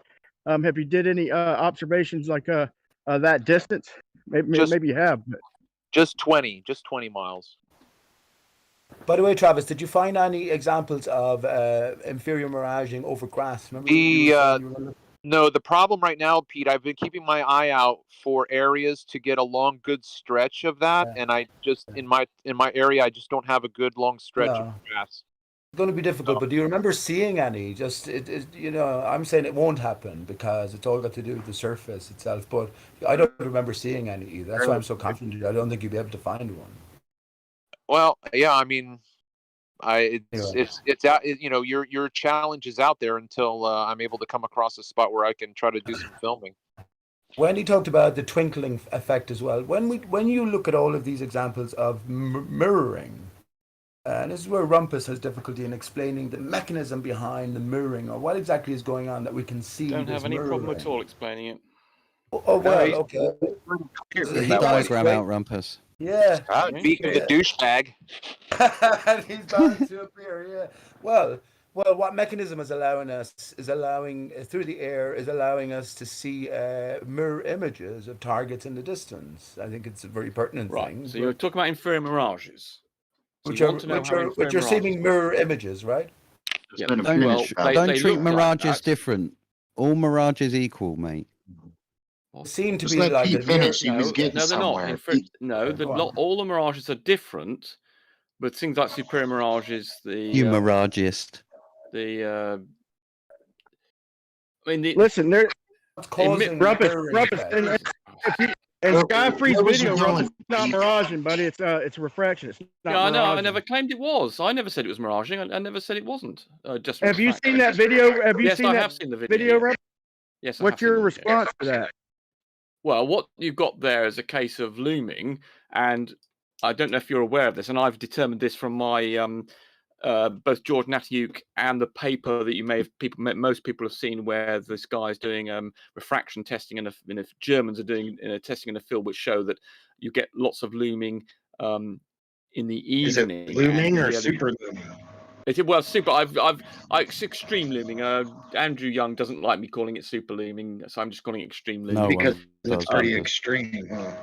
Yeah. So, well, anyway, the point is, this not is a bit counterintuitive. Super's But not what extreme. happens during the day is that you might think that the ground, because it's got more thermal capacity. Oh, Jesus Christ! Who's that wanker? Come on, man. Right. Well, you are telling a story here. I'm not. I'm explaining to you how reality works, and about 4 words in. Can we have a diagram? We don't need Yeah, I Rumpus, can you to demonstrate. I've explain. measured this. I have measured this in my garden using the thermistor I'm In your going to do with garden? my. We're talking Your 10 garden? miles. Be quiet, twat. Be quiet, twat. Be You got quiet, looming twat. in your garden? Be quiet, twat. Be quiet. Okay, I'm telling you listen. something I've got actual, He's got a actual big garden. measurements of, and is repeated by the You've classic got paper. looming Be quiet, in your twat. garden. In your Be back quiet, garden. twat. Be quiet, twat. All I I'm asked is if explaining it to was you looming or super looming. be quiet, twat. That's all I'm I asked. explaining Shut up, to you the Rumpus, I have a temperature. question. I don't care. I'm in the middle of 4 words. I've got into explanation. I've not been able to finish the sentence. I want to get was the just context. Be quiet. Well, you get next. You can have next. You can go next. I won't be that long.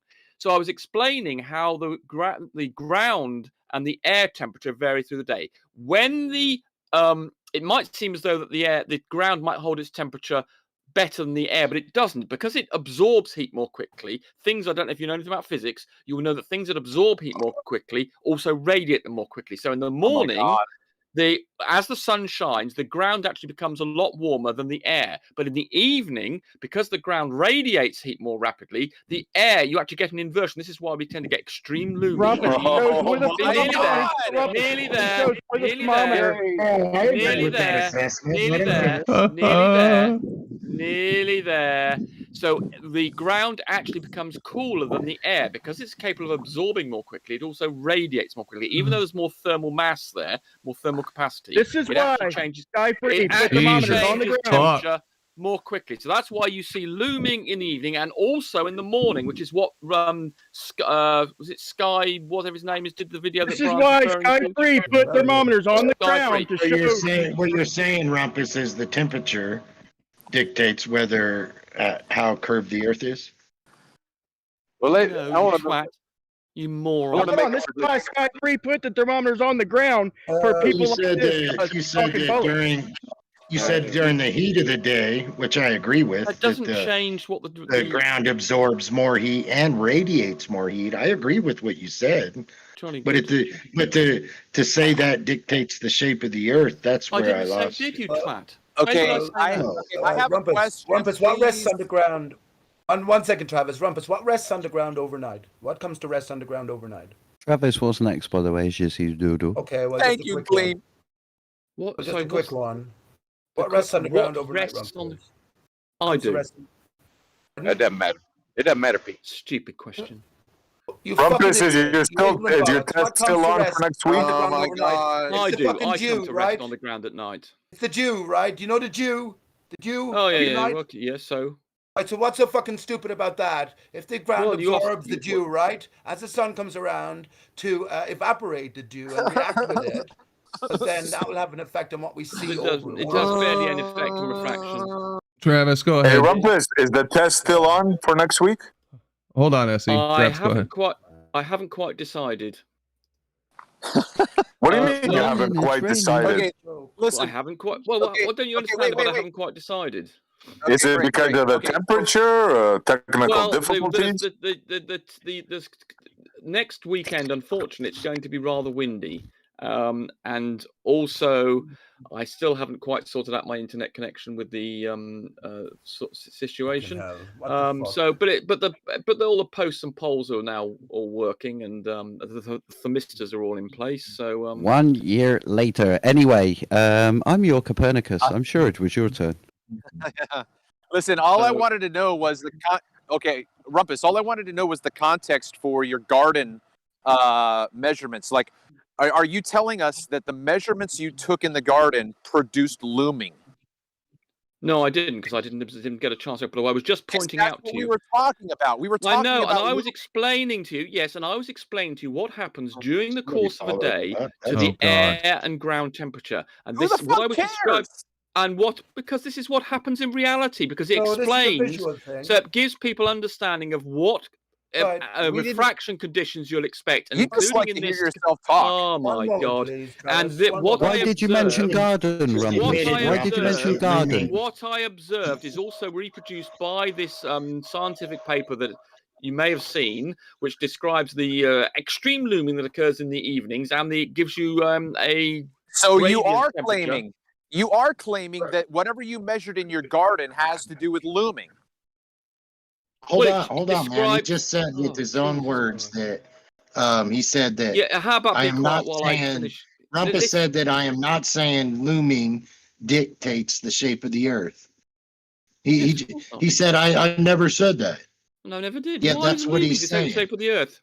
Why yeah, does that that's what he's saying. Do you think if you have more looming that we've been saying? Why would you use looming as an argument for the shape of the Earth if you're saying that it has nothing to do with it? I don't use it as an argument for the shape of the Earth. Well, then why are we talking about? In a way, it is because it's an optical effect and it interferes with our observation of the shape of the Rumpus, Earth. It means shows with the thermometer. Any sort of observation deals with optics. It interferes with the observation of the geometric horizon and creates an apparent horizon due to refraction. So it interferes. AKA, it makes it look less like a ball. Wow. Wait. Nothing to do with the horizon. I'm sorry. What? Wow. Can you? What the fuck? Wait. I'm sorry. Can you restate what you just said about the horizon and looming, Rumpus? Right. Refraction causes us to see the horizon separated from the geometric horizon to some degree. Sometimes if you're up high, it's only a few percent different. But if you're nice and low and you get something like the black swan conditions, obviously the apparent horizon is quite different from the geometric horizon. And obviously if we're trying to there's somewhere you can stand. Shut up! Why do you have to interrupt while I'm in mid-sentence, twat? I just want you to. Yeah, well, you can get it go in a second. Give me 5 seconds and you can talk. So what? Jesus Christ! I just want you to tell me where I have to stand for the geometric horizon. You can speak in 5 seconds. Jesus! Look, come on, guys. Hold on, Rumpus. My God! So obviously, when we're trying to observe Earth curvature, no, be quiet. When we're trying to observe Earth curvature, obviously we'd like there basically to be no atmosphere so we can see the geometric horizon. The refraction interferes with that, and obviously in the case of the black swan, the extreme refraction conditions means you can't. It's so confusing this situation. You can't see the geometric horizon sensibly. Okay, wait. Okay, hold on. James, hold on a second. So, you had a million conversations with this observation had nothing to do with the horizon. Okay, guys. listen. I didn't say it did. My question. Okay, hold on. This is crazy because if I went back 2 or 3 minutes to when you first made your statement, you made you were talking about refraction and looming in the horizon. Yes. All I asked you to do was to say that again, and now you've gone on for over a minute not saying the same thing. You didn't restate what you said. You're waffling on about stuff I didn't ask. Rumpus, let me make my point before you respond. Rumpus, let me make a quick point. Sorry. Rumpus, let me make a quick point. This is directly to you, Rumpus. Okay. He demonstrated with the thermometers on the ground and in the air that there was virtually no temperature gradient in the evening. And you're saying that's when there's extreme looming? Correct. Is when there was hardly any He only differential took, in the temperature at all. Brian, he only took two measurements, one quite close to the ground, another one on the ground. That's not enough to demonstrate whether or not there's a temperature gradient and responsible for looming. He also showed the air temperature. But for my test, I'm temperature. doing a temperature gradient up to 4.8 meters, so I'll be able to show you. And I've Yeah, done this in my kudos to garden. that. Kudos to that. Go ahead. But this is going to be short distance. Okay, we're not getting these effects over short distances. What when effect? they show us these mountains as globe proof, like 30, 40, even 80 miles away, 100 miles away, they're trying to show drop. And besides the horizon, besides any of that shit, you know, we do need to get some auto levels out there. But short distance, you're gonna be able to take your pick what you present to us, depending on the day you're out there. In my opinion, I can, but I'll be able to show you that the temperature gradient is a particular thing. So, for instance, I've established that say about 11 for here when it's a sunny day at 11 o'clock, the ground is heating up like crazy and the air is not doing so, and that means you've got just the right conditions, say for an infrared mirage. In the later evening, when the ground is busy radiating away like crazy, and the air is not. And as I say, it's slightly counterintuitive. You think the ground have a larger thermal mass, but because it radiates more quickly than the air, it actually gets colder than the air, and that's the ideal condition. So that means you've got the air on the ground is colder than the air above it, and those are the ideal conditions for extreme looming. But what causes mirroring as opposed to refraction effects, where you get this isn't a refraction effect. Mirroring, which is an inferior mirage. Mirroring, as you call it, is an inferior mirage, which is caused by refraction. What's the mechanism within the air? What's happening with the air that causes this effect to my what eye? happens in the air with inferior mirages where you get mirroring is that the ground gets warm. So when you have a sunny day that warms up the ground, and as described, that will warm it up much more quickly than the air above it. So it becomes much, much, much warmer than the air above, which means you get a lot of warm air near the ground, which becomes less dense. And that means that the air will be refracted upwards, and that means light from one source can go two different ways and end up at your eye, and that means the light that goes. I can show you a very complicated diagram. Okay, so the ground almost acts like a surface, right? So that so otherwise we wouldn't be able to see an inferior mirage. The ground acts like a reflecting surface for the warmer air. Not the ground doesn't do anything; it just warms up the air. And that becomes less dense, which is the opposite. Give me an example? See, normally, this is a very important point here. Normally, the air near the ground is more dense than the air above it, and that leads to normal, standard, looming conditions. But when you have the ground getting very warm, then the ground the air near the ground becomes warmer and hotter, and then becomes less dense, which is the opposite to the normal situation. Okay, but I'm saying to you, I can't Isn't it always warmer near the ground? Produce something that appears no, like that's what I just explained. That's why I start off, and people were moaning at me for explaining this procedure. Listen, I asked you a question, and I explained to you, Brandon, about 10 minutes ago, and when I was interrupted constantly and saying, "What's this relevance to?" You're wrong. And I explained to you the that during the evening, the ground cools more quickly than the air, and that leads to looming. And the opposite in the case in the morning, the ground warms up more. I'm asking you. Thanks for stopping by, Rumpus. Appreciate it. Oh, Brandon, I just went back and listened to what he said. Thanks, Oh, Brandon. all right. Oh, he already deafened himself. He's saying that fast. He's saying that it's warmer. Okay, I mean it's colder, but the thermometer is showing that it's just less of a gradient. It's still warmer on the ground. It's just less. So what he's saying is all in his imagination, or maybe he does have a spot that acts like that, where there's ice or someplace. But where the observation was taken, he's not correct. He's wrong. Brian, we would get England, same thing. Brian. I asked earlier, guys, if looming dictates the shape of the Earth, and he said, "No, I never said that." And yet, this whole time, he's been arguing on how it does. It doesn't dictate the shape. James, it's a big deal, man. No, he's saying. Wait, no, I would love to hear Howard. Go ahead, Howard. My question is, if you're measuring the shape of the Earth, is looming involved? Because if it's involved, then it's part of the answer or dictatorship. It's part of the truth. All right, Howard, go ahead and tell us what looming has to do with the shape of the Earth. Go ahead. Looming just has to do with what you see. It doesn't have to do with the shape. Thank you. That's what I was trying to get the whole time. That's incorrect. Looming is why it looks flat. Travis, what's your explanation for why we Changes see shape. mirroring? Why do we see mirroring through the air, which is normally transparent? We can't see it. That's my question to Rumpus, and I didn't get a chance to ask him properly. But why do we see mirroring? How can we see the air mirroring? How is that possible? I would say it, Pete. He did. I heard him. No, he didn't. He said the air heats up. I heard He's it. shimmering. I Then, heard did he it. not? I actually What's he understand. shimmering? Yeah. He said the I light understand what he splits. said. It was just wrong. It was wrong. You're Like I busy not said. listening, Pete. I I heard was it. listening, but all we would see, if he's talking about a temperature differential in the air, we would just see shimmering, like if you lit a lighter up No. before your Yeah, eye, and you look at the air behind it. The people that are saying they were listening were actually talking while he was talking, so I don't see how they were listening. Okay, Howard, Everyone. he's saying Rubbish, he that said the it 10 ground, times. okay, everything he's saying is not matching the thermometer in the video. You understand? Brian, you need to measure all the way up the mountain. Did they do it? He showed he showed the air What did they? temperature, okay? What they Now, measured how much the of a temperature temperature of the gradient? ground and I really and, wanted to and ask on the Rumpus ground. this. What the hell? Go ahead, Judge. What kind of joke is it? Yeah, but listen here. He's filming You're the on the joke, ground. Jake. He's filming on the ground, Chikey. Okay. Nearly as funny as Now, your eye, how Levi. much of a gradient does Rumpus expect to get within 15 feet? How much water vapor is near the ground? Oh, more My of a question, gradient. because Will it it? doesn't matter. Could I ask Bumpus a question if he's still there? No, I think he not. deafened himself. Is he gone? Is he?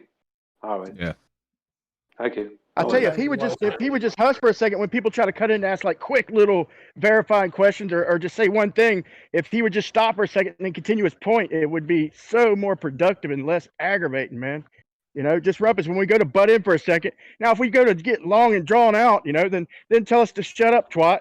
But dude, if it's just a quick little, hey, the temperature said this, you know, then don't, quiet. Dude, it's so aggravating. Just pause for 1 second and carry Don't be on. silly, Brian. Rumpus can't conversate. He does Yeah, lectures. Come on. You attend his lectures. He rumpuses. We heard it all before. Don't you hear the way what he says? He says, "I was explaining how reality works to you." That's what he always says. Then calls us science deniers. It's the same thing over and over. Brandon, let me ask you a question, Brandon, please, because Rumpus, I'm trying to ask Rumpus the best the ball has to offer. Do you think that as we look over an extended span of whether it be on, let's take it on ground, over the grass in the morning, right? And you have the dew settling, the sun comes around and starts evaporating the dew. Do you think that as we're looking over an extended span through this, that the water itself will make any difference to what we see? No. The water in the air? I don't think so. Yeah. Yeah, but the evaporating water. So we all appreciate when the sun goes away at nighttime, the water particulation drops, it falls as dew, rests on the ground, the sun comes back, it evaporates it up. As we're looking through a stretch of that, do you think it's going to affect what we see? Water itself, particularly. Yes, of course it is. Now, when I was asking Rumpus for a mechanism behind the inferior mirage, or what seems to be like a mirroring effect, I wasn't getting no answers. I wasn't getting any particular answers. My answer is, it's through the water in the atmosphere. It's through the water, especially along the ground, that accumulates over the span. And this is what we see doing the reflecting. How much water is there in the atmosphere, Pete? Pete. Plenty in the morning. Plenty in the morning. How much? Pete, I'll answer Choikey's question as well. Pete, according to the official figures, there's only, of all the air, there's only 4% of it is water vapor. The reason they say that is because they're working off of a global model where their atmosphere is over 6,000 miles 600 miles. It's a 600 or 6,000 miles. Either way, it's a massive. Yeah, 6,000 plus. Yeah, thank you, Glee. 6,000 plus miles in height. So what they're like? So when they say our air only consists of 4% water vapor, what they're not telling you is that 4% is between the Earth's surface and where clouds form. Because water vapor goes up, and then it reaches a certain temperature, it condenses, it becomes clouds, and then it becomes rain. So the water cycle is mainly between the surface and only 1 or 2 miles up. So much more influential effect here at ground level. Water vapor is going to have, it's going to have an effect. It can't not. If you look at somewhere like Florida, where they have a lot of humidity, or somewhere around there, Brian didn't know, he's living in that kind of an area. you're going to have all kinds of crazy effects. So you can't not. Right. And when water is evaporating, what is it? The molecules that are evaporating, do they still retain the qualities of the greater amount? Can we see a reflection in a teardrop or a raindrop or something? Yes, we can. When we're looking over an extended span, looking through many, many different molecules of water, we can at least entertain the possibility that they'll all sort of accumulate and maybe act like some sort of a glass mirror. That's not too hard to understand, at least. Before I lose my point, guys, this is a very, very important point here. This is very important. Okay, now these mountains around here, they're not done like the planar surveying. Not many of them are done like that. All these mountains are surveyed from a long distance, fairly long distances, probably, anywhere from like 25 to 50, even maybe more miles, and they're done during the heat of the day. So these elevations we're getting everywhere just about are from these observations in the heat of the day where they claim is less refraction. So by them proving that the refraction is happening during the day instead of less refraction, we need to recheck these elevations of these mountains, and all some of these globe proofs they're trying to use, like Ranty's and Miles Davis and all them. It changes everything. It's changes. Well, everything.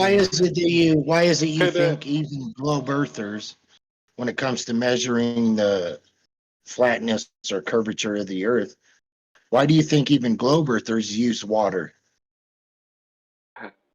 Even though they know at a distance over water causes the most refraction, the most, you see what I'm saying? The reason they use water is because they know it's flat. That's what's funny. Is Travis there? Because this be along that lines of what we're talking about now. Is Travis there available? Yeah, what's up, Brian? Hey, Travis. Listen, this is for yourself. I want you to answer first, but for anyone else on the panel, I listened in there earlier, and you were saying you work within a 20-mile span, or I know normally you don't work in a big distance, do you? When you're doing your observations, it's not that huge of a distance. Normally, you're working, isn't it? What's the distance across the body of water you normally use? James. He asked me, bro.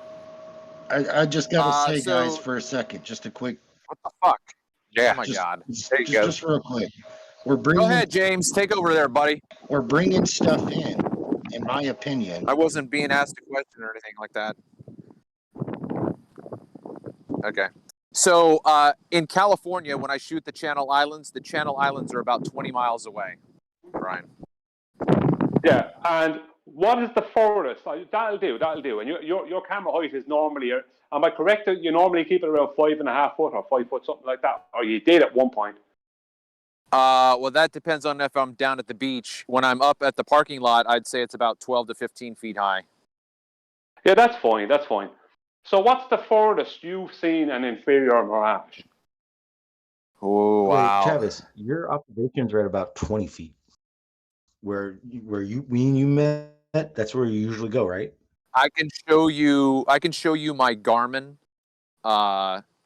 satellite image where I've taken snapshots of my coordinates, and it'll tell my height. It's like 12 to 15 feet. Yeah, but where we met up, you said that was the usual spot you go to, right? Or do you catch an inferior mirage Yeah, of the sun? okay, whatever. If you want to add 8 feet, whatever, Sean. Yeah, I don't mind. 20 foot then. Just say 20 foot, just to keep everyone happy. It doesn't matter. Just how far have you seen an inferior mirage? Okay, so now you're changing, because I went to Santa Barbara and went up to the one of the observation points that was about 200 feet high, and I had about 25 miles from that distance. So I would say 25 miles at that height. Yeah, 25. I'll say 25. But the sun, have you captured the sun inferior mirage? Sorry, 1 second, Pete. Just you'll all understand why I'm asking this question in a minute. Very simple question. From let's say you're down on the beach, looking across towards the islands, when you're about 5 foot off the water. What's the max distance you would see an inferior mirage there? Oh, well, that's the trick, right? Because I've always said that the only way I'm going to be able to make any claim is to get someone out on a boat when they get into the event and give me their coordinates. Otherwise, I'm just going to guess along with the standard rhetoric, which is 3 to 4 miles, maybe 5. I'm going to come out there one day and do that with you. I'm going to swim it though because I've got no boat. Have we all seen? Have we So all let's say seen? you're standing. Let's say you're standing at a location, right? 1 second, And you James. witness Sorry, with your I'm not eyes. finished. Just give me a You minute. witness And I'll with your finish. eyes, James and then will you take a continue anyway, picture. Brian. He'll completely ignore you, James will. That's James's style. Well, the reason what I'm getting to is I've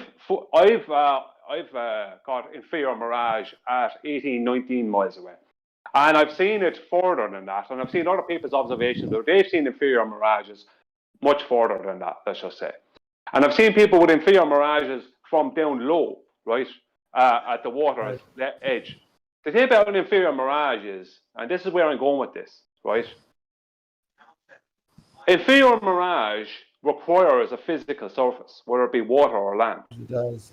So if you're seeing an inferior mirage, if you're at 5 foot off the water and you're seeing an inferior mirage 10 miles away, then you're looking directly at a surface. Yes, you are, which is water. I disagree with that, Brian. Well, hang on. Dave Recchia. Where Brian, is the one surface second. in the inferior mirage then, Travis? Is it not Dave in the Recchia, center? hang on a second. Dave Recchia just posted an image recently where he captured sun setting showing inferior mirage. That's further than 20 miles. I'm sure you caught some of those, Travis. But that would be depending on where the horizon is. I haven't seen. Well, yeah, that right. Horizon yeah. rises to eye level, Bride. It must do over a flat extended span. Has to. Well, Has to be water all the way up to close to horizon it appears eye to. level. It appears to do that. Well, no, it doesn't. It doesn't appear to do that. It only appears to do that when if you're above the surface of the water, then that surface can never rise to your level. But it will appear to because it stretches out. Right. As much as counts. When you draw a horizontal line from your point of vision, that is as close as you can say the water will rise up to that. If you're going to say take off 6 feet from that, that doesn't matter. It's as the sun is setting, right, or rising. That's the ultimate contrast where we can identify the ultimate real horizon, where the water, what we can't see normally, but we know rises to eye level, is there, and the mirroring line is identified. What we're seeing is that let's just say you're at a 50-foot high on a cliff. And you're looking out and you're seeing a horizon, whatever distance away from you. What it is that from your eye line to the surface of the water underneath you at the cliff, underneath the cliff, right, that piece of angular free space has become just too small to resolute. So you end up with that being in the 0.02 range, and that just ends up becoming a diffraction limit, and it looks like just one line across the way.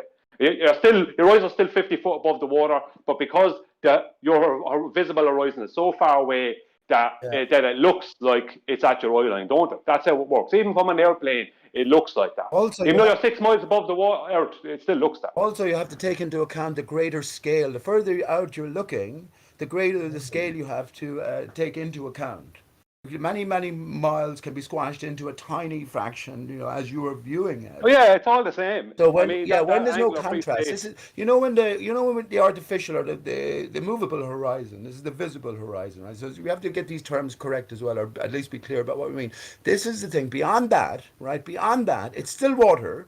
But all the water distance is compressed that the water reflects. We don't see any contrast in there, so it just reflects the sky from our appropriate angle. But when we do have contrast, then the object itself will mirror in this zone. And again, ultimately, the real horizon line is when we capture the sunrise and sunset and we find the mirroring line, which goes all the way across the sky. Or all the way across the Brian. Okay, Brian. Travis so doesn't like that. Yeah. Brian, you said where I'm going with this. Okay. Go on, you go first, Travis. I'll tell you then. I just wanted to ask, you said that you have captured an inferior mirage at 20 miles. So I'll say that the Anacapa Island, which is 20 miles away, is in an inferior mirage, but the event starts miles before the island. So I'm asking you now, are you saying that you would say that an inferior mirage that you captured began at 20 miles from your observation? Is that what you're saying? Well, what I would say is that my observation, I think it was 18 or 19 miles to a ship, and the ship appeared to be floating along the horizon, but it wasn't. It was just inferior mirage at the bottom. So that I know that ship was 18 or 19 miles away, as I even show it in a video. Right. I show it was on Ship Finder. So the point I'm making is the point I'm making is to have. I was at a 75 or 77 foot observer height. Now at that height, like if you go by globe maps, their geometric horizon would be about 10, I think around 10 or 11 miles away. But if I'm seeing an inferior mirage at 18 or 19 miles away, then I'm seeing surface at 18 or 19 miles away, because it's impossible to have an inferior mirage without a surface. What they claimed before was looming was just something that was inferior mirage on the horizon, and people didn't have super zoom cameras to see it. So people looked out and saw this thing that looked like it's floating, and because of the resolution, they couldn't see it's just inferior mirage at the bottom. But if there's inferior mirage, there's a surface. There's a surface. And can we call it then a different term from the inferior mirage, because it's not a mirage at all. It's actually a reflection of the surface, right? And we know water is reflective. Well, I don't know. I don't mind calling it. Like I just call it inferior mirage because that's what everyone understands. I understand why you call it a mirroring, because it is a mirroring. The inferior mirage is a mirroring. The superior mirage is also a mirroring up the way. So it is a type of mirror. I'm glad to hear you say these things, Brian, because it's been so controversial. But let me clarify about the mirroring layer as well. We have to work out exactly the scale of it. I say this, to our view, appears like a local mirror. But if we were to gauge the picture in real terms, in rumpus terms, well, then the fucking reflection of the boat, let's say, has to be many, many miles long, as the boat itself is only 30 or 40 feet high. This is how we're looking at it. We're looking at such a acute angle that we're seeing this elongated reflection. But again, this is for flat Earth consideration. It's all explained in airy-fairy stuff with inferior mirages looming, etc., in baller stuff, baller thinking. Well, as I said, if I didn't have a super zoom camera, even from a 77-foot viewer height, let's say 77-foot viewer height, looking 18 miles away at that ship would have looked like, to me, because of the resolution, it would have looked to me like it was floating on the horizon. When with the zoom, I could zoom all the way to it, and I could get the photograph of it just being inferior mirage. So that means there is a surface there. Yeah. Right. And before you hang on, and here's what I'm saying: if you just caught it at the right time, Brian. Hang on, one second, please. 1 second, Travis, please. If you caught it at the right time, Brian, and the sun was just setting in the backdrop, I guarantee you. Hey, shout out James Richard. He says, got muted again. A camera will never show what the eyes see. Address that now. All right. Thank you, James. Sorry, you got muted. It's like the bottom edges, the edges of the horizon of the island are like you're missing the bottom edges of it, and it's like there's a mirror coming around the island at the front. You have to scale. All you have to do is scale the image appropriately, and we'll be able to explain it. And if Brandon wants to bring up the Mount Canigou, I explained that about 3 years ago, and I think that's just that thing. Yeah, that's exactly that. And they had no answer for it because they gave a fucking reasonable explanation, and one that I stick to this day. But yeah, it's the same phenomena, and they're always going to hide behind their model. It doesn't matter how many observations of phenomena that explain, boats going over the curve or any of that shit we show them. That model that they have is unfalsifiable, period, optically. They can bend the light any way they want, then they need to. My point, Brandon, my point being is that if we're seeing inferior mirage at 18 miles away from a 77-foot viewer height, then that means there's a surface we're looking directly at. There's no, that's where the horizon is. That's a surface. Because inferior mirage requires a surface, a physical surface of water or land. You don't see inferior mirages at the side of mountains. Do you know what I mean? Yes, you do. Well, I've never seen an inferior mirage up at the side of a mountain. You don't see it over grass. Come on, Travis. I've seen them only close to the surface. That's where I've seen it. Let me clarify. Let me just it has to be on. It has to be near the ground. Is that what you're saying? It has to be. It could be on the side of a mountain, but it has to be on the ground. Well, that's what we normally see them, close to the water and close to the ground. The whole point I'm making is inferior mirages require a physicality, a physical surface of some kind, whether it be water or land. So if you're seeing an inferior mirage, then you're seeing land. It's not. Can you? It's not loomed up. If you know what I mean. That's okay. land. So my request for you, Brian, it would be to provide me a citation for that. Any image you like, I'll provide. Citation. Pete, why are you jumping in, Pete? Citation for. But I've been talking about this for fucking years. Pete, I'm talking to Brian. I'm talking to Brian.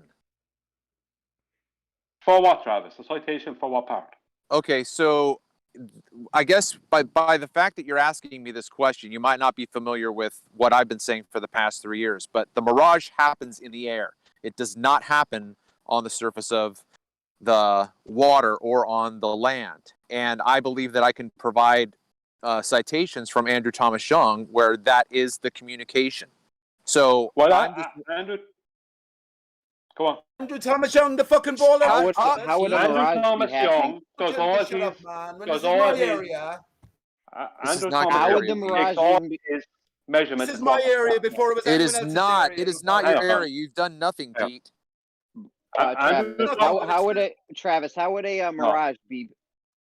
Of course, it has to happen in the air. How would it happen on the land? You wouldn't see it. I'm not saying it's happening on the land. Is anyone? I'm saying that it requires a physical surface. Inferior mirage requires a physical surface. And you can prove this. I was in the water, right, swimming, right, with my eye line, my nose at the water line, my eyes just above the water, and I'm seeing an inferior mirage, right, literally 50 foot away from me, 100 foot away from me. And I bring the head up out of the water, and that inferior mirage goes to a different place back further. It requires a physical surface. My point being is the center of the inferior mirage, I'm claiming, is a physical surface. So if you're seeing an inferior mirage 20 miles away from a 75-foot viewer height, then you're seeing physical surface that far away. That's my point. Okay, so just to restate what I've said before, but for you, I used to think that when I first started my observations, I thought just like you did. And my observations caused me to reevaluate and completely abandon that claim. You should make a YouTube channel and put some of these observations on it for us. You think so? Well, that's a good idea. Where is the surface then? Where is the surface then, Travis? Let's say I'm looking at a boat and the bottom of the boat is miraged down the way, like inferior mirage down the way. Where is the surface of that water then? Where is that boat? Is that boat not really there? Okay, so this is where I'm going to make the distinction between a reflection on the surface of the water and a mirage, which is not on the surface of the water. So if you are at a particular angle and there's a dead calm on the water and you can see a boat and you can see its reflection, you're seeing the boat's hull touch the water. When you cross over into a mirage, you will not see the hull touch the water. That's my point. That's the point I'm making. That's the point I'm making. Okay, but listen now. In the one where there's no mirage but a reflection, you have a clear line of sight down to the surface of the water where the boat's hull is touching, and you can see it. You can see the water lapping up against it and blah, blah, blah. But if you bring in the mirage will obstruct the hull and the surface of the water higher than the water's level. So now you've got a mirage higher than the level of the water. Look at this, Wally. This I don't know about higher, but I Wally. would say it. But Travis, it definitely restricts the. Hang on, Travis. Travis, we talked about that earlier. We understand that a mirage is not a wall, but it's flat over that surface of whatever it's mirroring. We know it. Remember we talked about that earlier? Yeah, but again, does that mean something? Again, right now, I'm the only flat earther saying this, And right now, you're the only baller saying this because Andrew Thomas Young and others are not going to say what you're saying right now. So you're not even going with the science. Well, you know, these guys have to. But we know it's not a. But Travis, we went through this though, and anyone listening, when you're seeing You have to inferior say that's miraging, real, mirroring, Wally. you are not seeing a mirage that is essentially a wall. It is on that layer of open water that you're looking over. It's not. No, it's not a wall. It's flat. It's It's No. going along the surface of the water. No. My No? point That Earth is flat. Would you my say Earth point is flat? No, I didn't. I think we're getting lost in the weeds of my point here, right?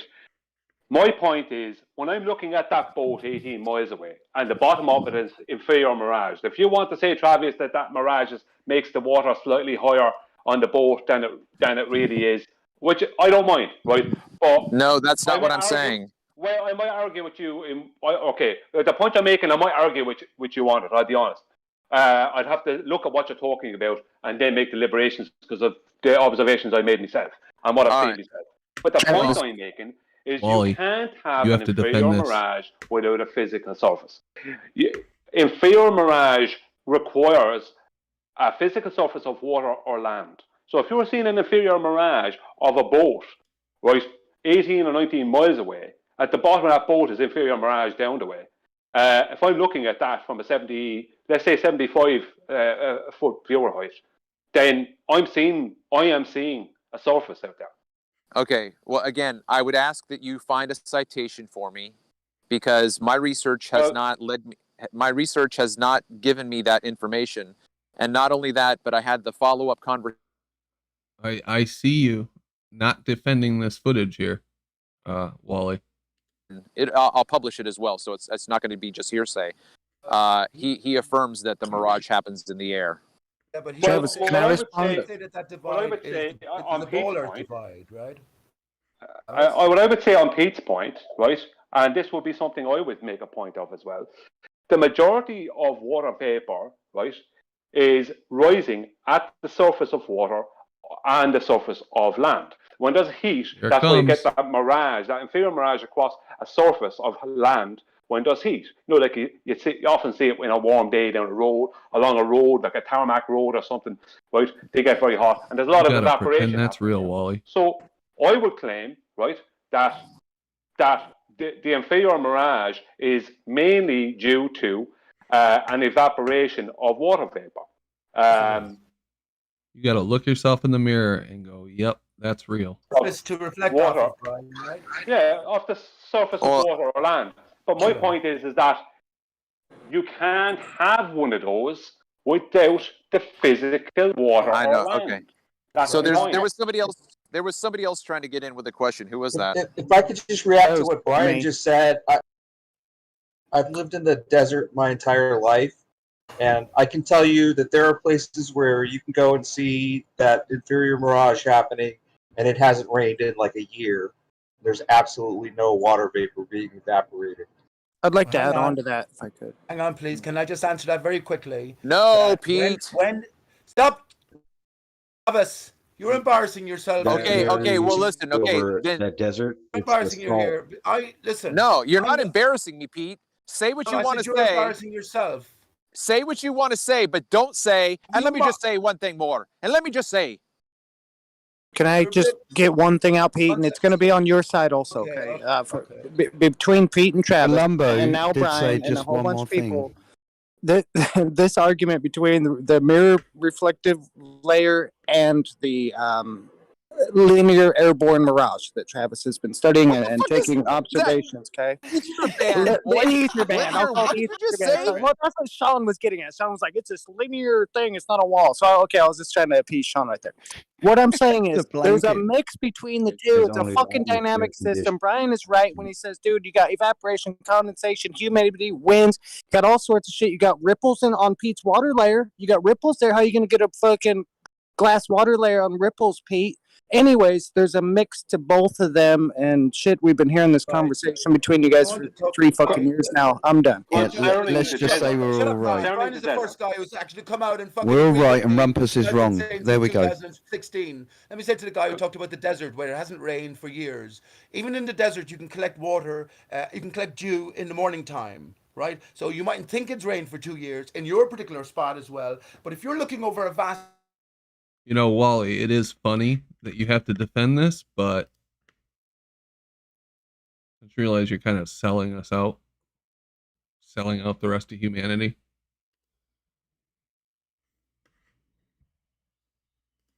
Piece of sand or whatever, if it's sandy, if it's a proper desert or dry, if it's very dry sand or clay, then especially if it's sandy, then that little piece of sand is like a little reflector. So I would say you possibly wouldn't need water too much on a surface that has a lot of like little grainy, sandy, that kind of a surface. If you have that kind of a surface, you wouldn't need a whole lot of water to create an ephemeral That's what they mirage. make glass out of, right, Brian? let me just say this. You need a surface. That's my point. Let me just say this though. Hang on. This is the point here, right? Because when you're looking over a desert area, you can be looking many miles. So it's a cumulative water that's along the surface. But yeah, I can get what you're saying there, Brian. But water definitely comes into it as well. But I think as well. Of course, you make mirrors or glass. I agree with sand, Aaron. right? Yeah, you make glass out I don't of know if I don't know if you're getting my point though, lads. The point is, if you're seeing an inferior mirage, then you're seeing a surface. So if that inferior mirage, if you're standing at the beach or you're standing somewhere at like just a normal horizontal view, and you're not that high above the surface, and you're seeing what looks to be an inferior mirage at a huge distance away from you, then you're looking at surface. Right. Brian, I'll roll with you. I'll roll with you. You understand what I mean? I'm backing Aaron. Yeah. Let's say it's the surface. What do you think? What do you think the surface is? Could it be all the surface of the water vapor in the air or something? Or it doesn't matter. Do you think it's land or like Combination. something in the air? Oh, Jeremy, the point I'm making is, right, the globe claim forever was always that it's always a geometric claim that it was always a geometric. They have a geometric horizon in their model, and that was always the claim that everything went over this geometric horizon. But if you're seeing an inferior mirage, right, at a distance, then that's bringing the horizon actually closer to you than it really is. Right, basically. But the thing about it is it requires a surface. So if you're seeing that physical surface way further than you would see it if you were on a globe Earth, then that is a complete debunking of the globe. Because that's physically real. I have something more to say along those lines, Brian. This is how the black swan is possible. This is how Ranty's 2-inch above the surface of the water, looking across 20 miles or something, to where Barrow on Fergus is possible, and also Dr. John Dee's long-distance observation over France. If you think about it, it's the angle, the viewing angle, that's all important here, Brian. If you get low enough, we're diminishing that angle so much that you're actually seeing straight through to your target, and under the perfect conditions, then you can see a vast distance, because you're doing away with that even minuscule angle, and you're getting right underneath it. Well, if you get very low to the water or surface, then if you're looking across water, let's say, and you're very close to the water isn't all wavy and swells, then you just have either way, once you're down low, for you to see any distance. The point is that you don't really have an angle. You only have a horizontal. Your angle doesn't start till you start raising above that surface. Then your angle changes. You start being able to look down and along it. But when you're down low to the surface, you're looking just straight along that surface. Right. You only have horizontal vision at that stage. It's like you said, when you rose up, the inferior mirage changed position, right? Because that's in relation to your acuteness of viewing angle over this extended span. And this is what I've said for the longest of times. Anything I've been saying about the mirrored water layer has nothing to do with ballers. They're already gone. Anything that a baller says on this matter is wrong. Once we understand flat Earth, we're looking at the horizon will always rise to eye level. Even if we don't see its water then it is. We know it is water. And the one thing I will say as well, I'll go after this, is Brian. Here's the implications of this mirrored water layer over an extended span. It explains sunrises and sunsets. This is what the sun disappears away beyond, right? And not to get into what's going on in the sky, what they are actually. I say they're all reflections, but this mirrored water layer is what explains all of these things. So maybe if you have a limited, let's say that if you're 50 foot above the water, right, and you're seeing an horizon whatever distance away from you, then that 50 feet between your eye line and the surface of the water, that angular free space goes into a point of not being able to be resolved by the human eye. It goes past the 0.02 limit. So as an average, so what happens is that when what happens is what looks like the bottom of the sun, right, and the horizon, they start to meet. And as the sun moves away, now when the sun is, especially in the summertime, when it's at the horizon, you're not still seeing the sun. That's called the sun mirage. Right, that's why it looks all melty and stuff. Sometimes people have, like Bev has some good observations of a big melty sun. That's not the sun anymore. That's the sun mirage. But the point is that what happens is that as that sun moves away from you, right, your vision, your view to the horizon, right, that Really think they'd go dune buggying on the moon, Wally? case, that as the sun moves away, that eats up the sun. The sun ends up just from the bottom up being ate up by that. And then you have the sun mirage at the end as well. That happens too. As I said, that's why you end up with these big, wavy, melted suns. But that's what happens. Your angular free space, your angular limit is 0.02. And when that piece of free space between the bottom of the sun and the horizon, when the sun reaches that point, when it moves far away, and that shrinks up to the point where you can't resolve it anymore, if the sun is still moving, then how are you going to keep on being able to see it? You're not, if you understand what I mean. Let me say one more thing. Just as we were talking about Dr. John. One more thing. You don't like the top. You never like the top joking, 12, bro. right? Joking. I know, but I've met the most resistance from flat earthers talking about this sort of stuff exactly over the years, right? But yes, I have. That's fair enough. Let me say this anyway. This is where, remember I was talking about Randy's images. So you're down so low, you've decreased that angle so much you can pretty much see all the way across. This is what's happening with the green flash at sun. You occasionally call it sunset as well. Actually, yeah, I'm finished now. So you actually, yeah, it's the sun itself that's moving away. So at very few particular times, when the conditions are just right, you get to see all the way under that layer without any distortion, and you get to see the true color of light, which is the green. Smooth criminal. And Brandon, I've got a quick interjection just into the topic. I do have to say, unfortunately, I have proven time dilation. Brandon, are you there? Yeah. Yeah. Tell me about it. Okay. Please, can you look on your, is it Apple that you've got there? What is your time and date, please, currently right now at this moment? Monday, September 27th, 7:17 p.m. Okay. Now, I was born on the 28th of September. In the UK right now, it is 17 minutes past midnight. It is officially my birthday. However, at the same time that we are speaking, it is not my birthday. Time dilation. Holy shit. Now, that's better evidence than anybody's brought for time dilation. Yeah, he's fishing for a birthday song, isn't he? Happy birthday, Lee. Head fook. Let me skip the birthday song because I am the musician and the music man, and I am an absolute pianist. I'm gonna put spam my link if that's okay. My buy me a coffee link in the chat for anybody who wants to donate me a Costa. Thank you, sir. Absolutely, spam it. I'm gonna send you some space time so you can get back on track. I heard you were thinking of becoming a flat earther for your next birthday, Glenn. I'm trying. I'm not as smart as them though. Hey, Brian. Brian, I sent you in your DMs. I sent you a video to take a look at. Maybe you and I can do a hangout sometime and talk through it. Yeah, I'll have a look at it. Yeah, and we can have a chat about it. I could even come back on here maybe during the week or something as well. But yeah, we can do. Sean G reminded me that. Oh, sorry, Brian. Thought you were done. No, go on, Brandon. Come on. Sean G reminded me that singing the birthday song will get you pulled off of YouTube because it's copyright. That's it. You think those people make money off that, Gleam? You would know. You're a musician, a recording artist. 100%. Yes. Yes. Big money over the years. Big money. Yeah, I think Brandon. there's like some rich for the people out record, there, like I've this got whole family lives off the birthday song, and they're like, Yes. how did your family get Yes. their money? The birthday song. Yes, that is exactly right. I mean, more often than not, is catalogs of artists like Grandad's.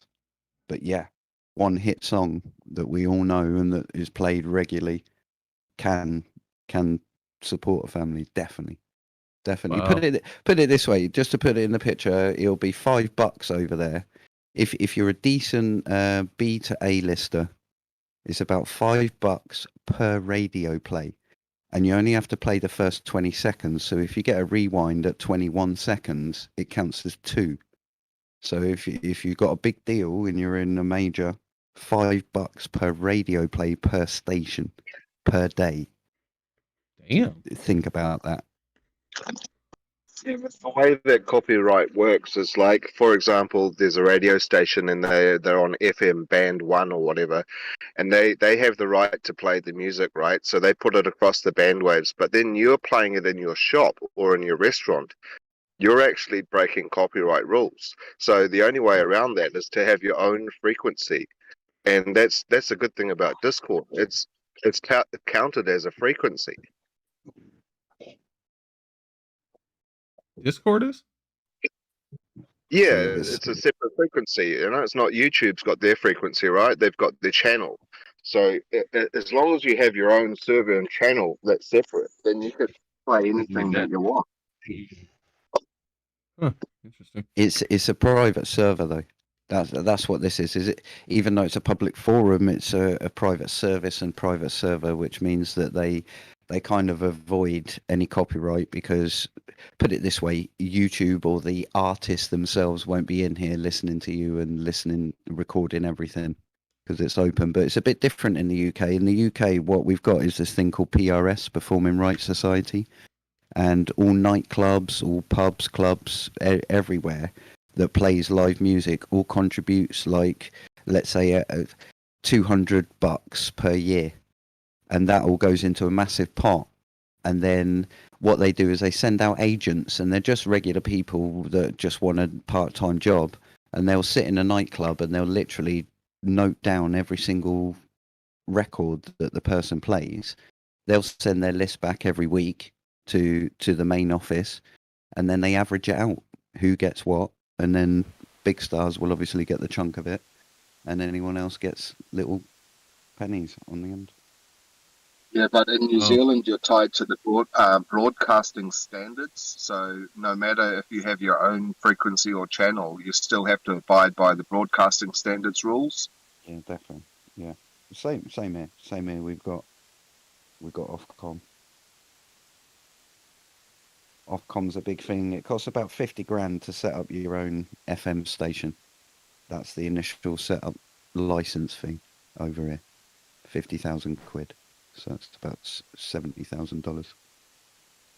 And that's why pirate radio station was a big thing. Isn't anymore because the internet's about, obviously.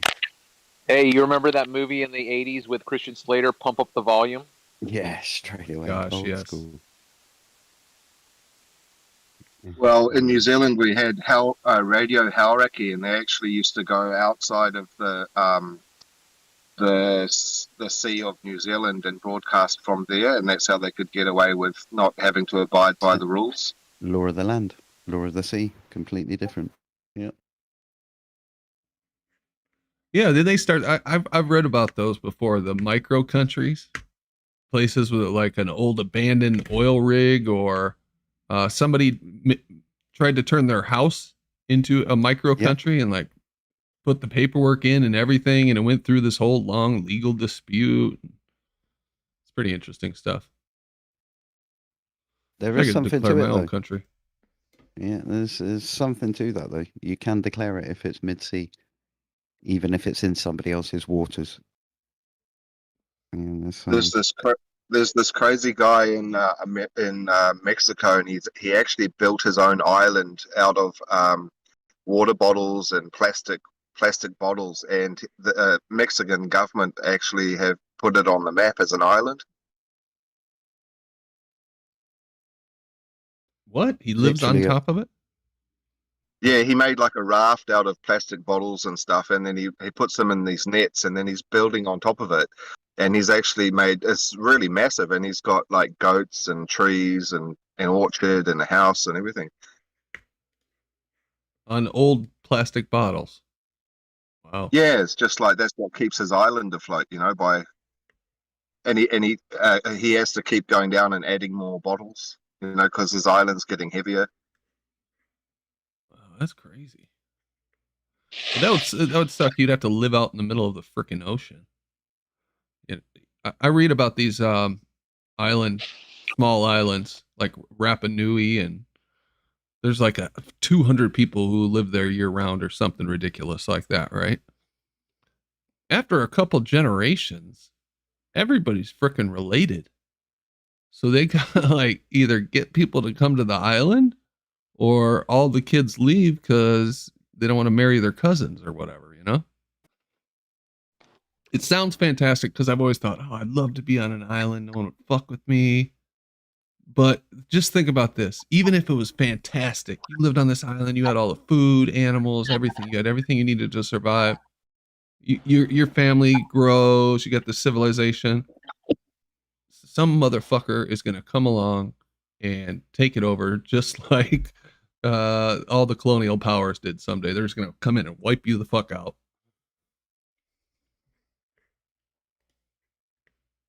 Well, Anyway, it depends on if you're using it depends on if you're using the current fiat system and going along with the mainstream paradigm. You know, you got to be selling Burger King, McDonald's, Coke, stuff like that. Right.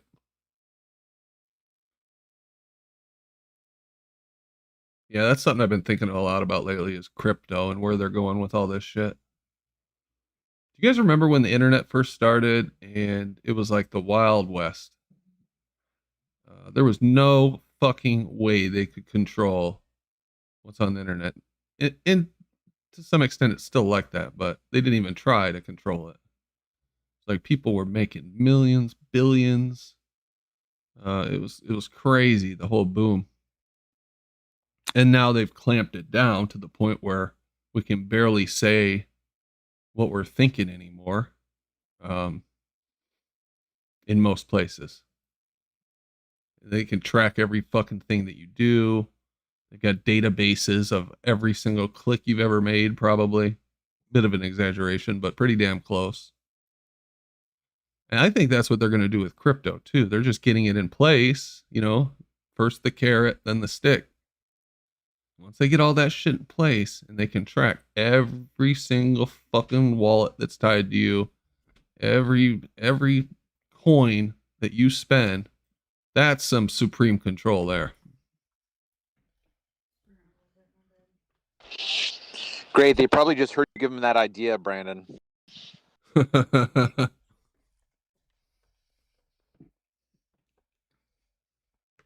Nah, these motherfuckers are more diabolical than people give them credit for. I'm telling you guys, it's not too late. Get into crypto. Doesn't take a lot of money, couple few $100 to get in a game. I'm already in. You're getting like $25 a day passively. Maybe 30. I don't know. It's hard to keep track of.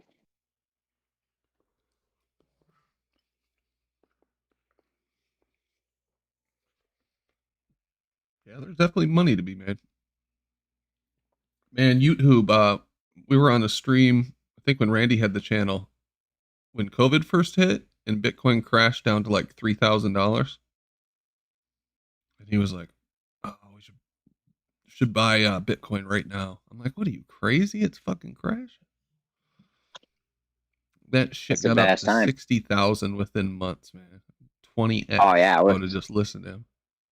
Absolutely. I was getting some off at 50, 55, 60. Same thing when it bumped up before. I was getting it off at, you know, 4 or 5 years ago. I was getting some Bitcoins off at 10, 15, 20 grand.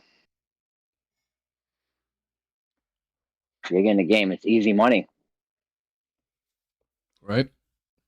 But what are we going to do when they can track every little thing that we can spend and they can control all the money? They'll tie it up to behavior. You know, just like China's got their social credit system. They'll start using. That's weird. Yeah, they're going to start social engineering on a level that we have never, ever fucking seen. Or that they're going to have to figure out some way to give us money, because once they start with all the automation, there's not going to be a lot of jobs left. Wait till they come out with the autonomous vehicles, how to start automating Wendy's, McDonald's, Burger King, shit like that. These menial jobs, they don't want to pay humans are a liability. They'd much rather have the robots in there. The less humans, the better.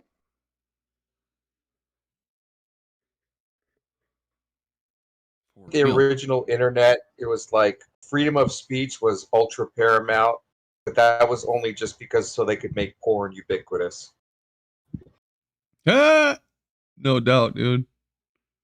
But that's what the dream was, right? Anybody can talk to anybody. It's wide open. No one can control cyberspace. It's like sold as this utopian dream.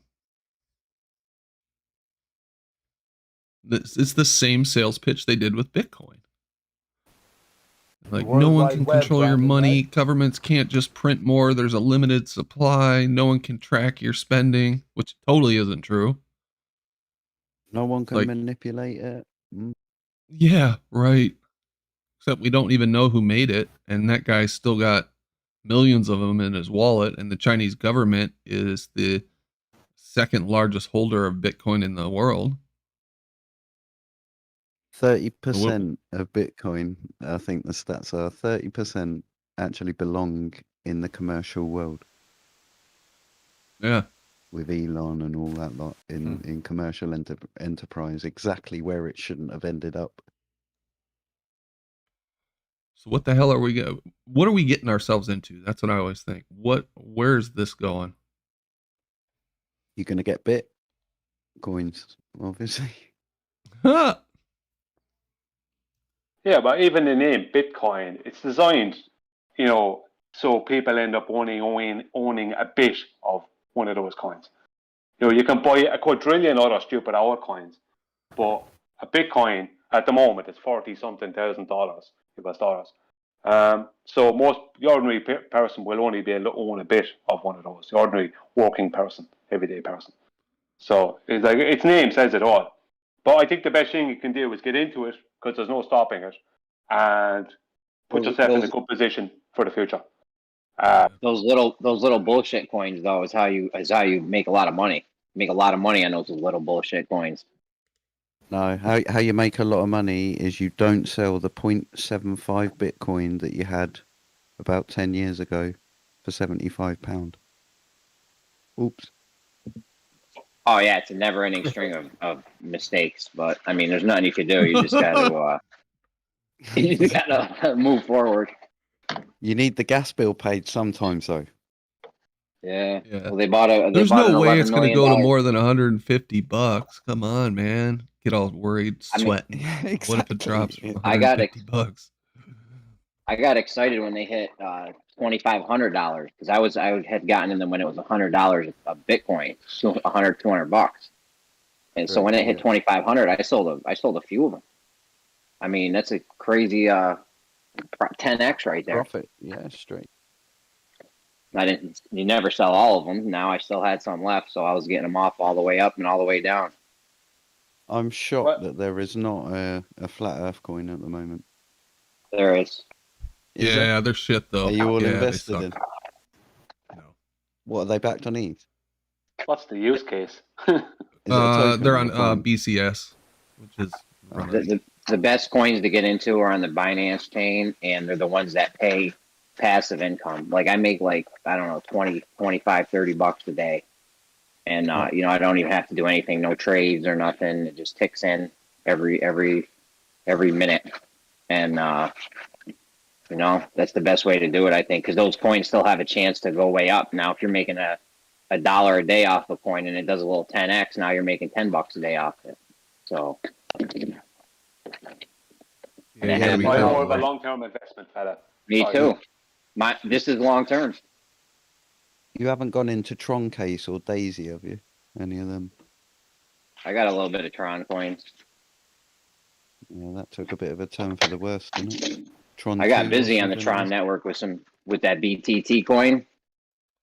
Yeah. Made a couple grand off that. That was when we first got in and didn't know about Binance, the Binance chain. Now that shit's straight fire. We're killing it on that.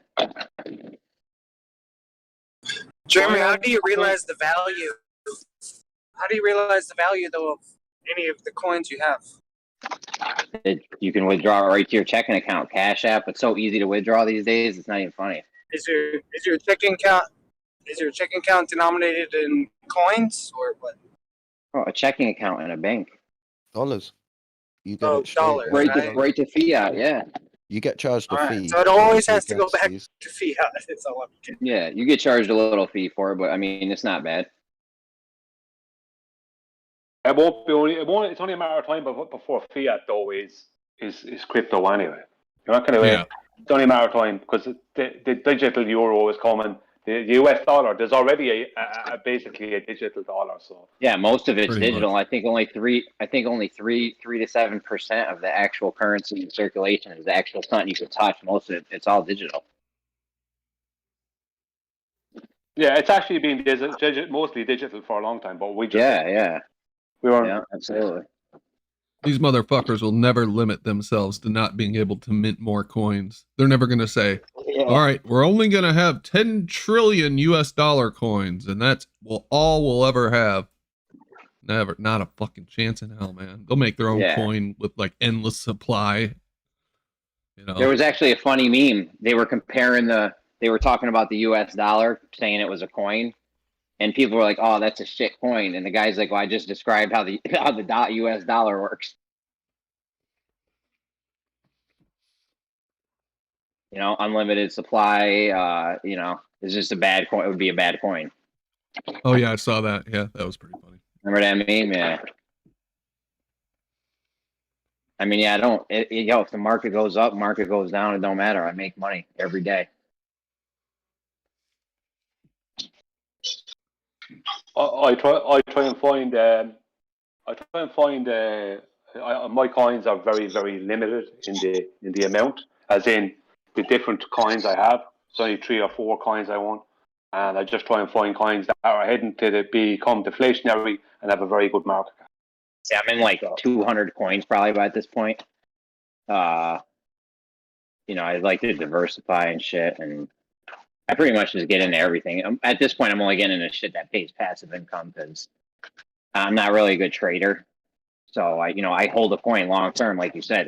I'm in it long term positions.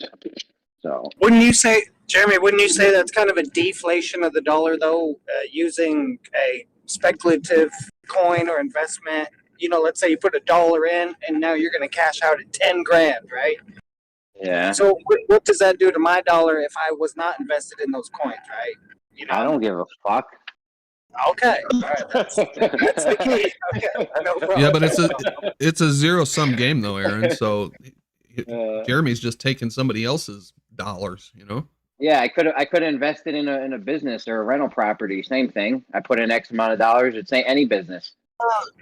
I get you, Brandon and Jeremy. Like it's a zero-sum game. However, we're dealing with the world's reserve currency there, which is based on labor, time.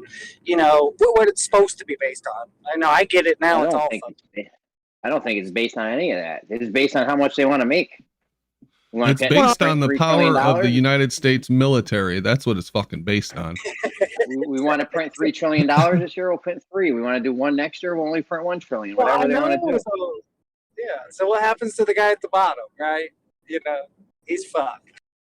On both cases, whether it's crypto or the dollar. You know? Well, if you're sticking to your money, if you're sticking to US dollars or the euro or whatever, then you're only ever going to have inflation. There's never going to be anything else. You know what I mean?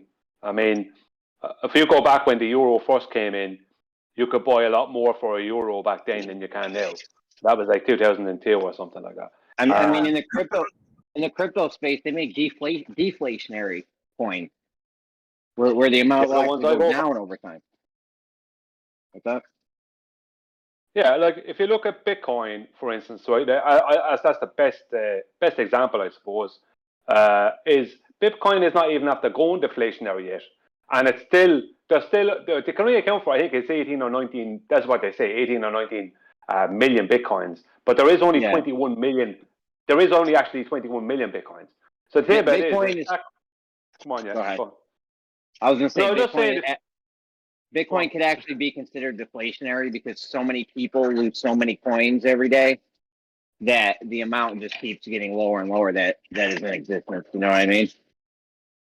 Yeah, exactly. I mean, and it's not even after becoming deflationary yet. It's only heading for that. Ethereum, if all goes well, unless it's a big lie, Ethereum will go deflationary.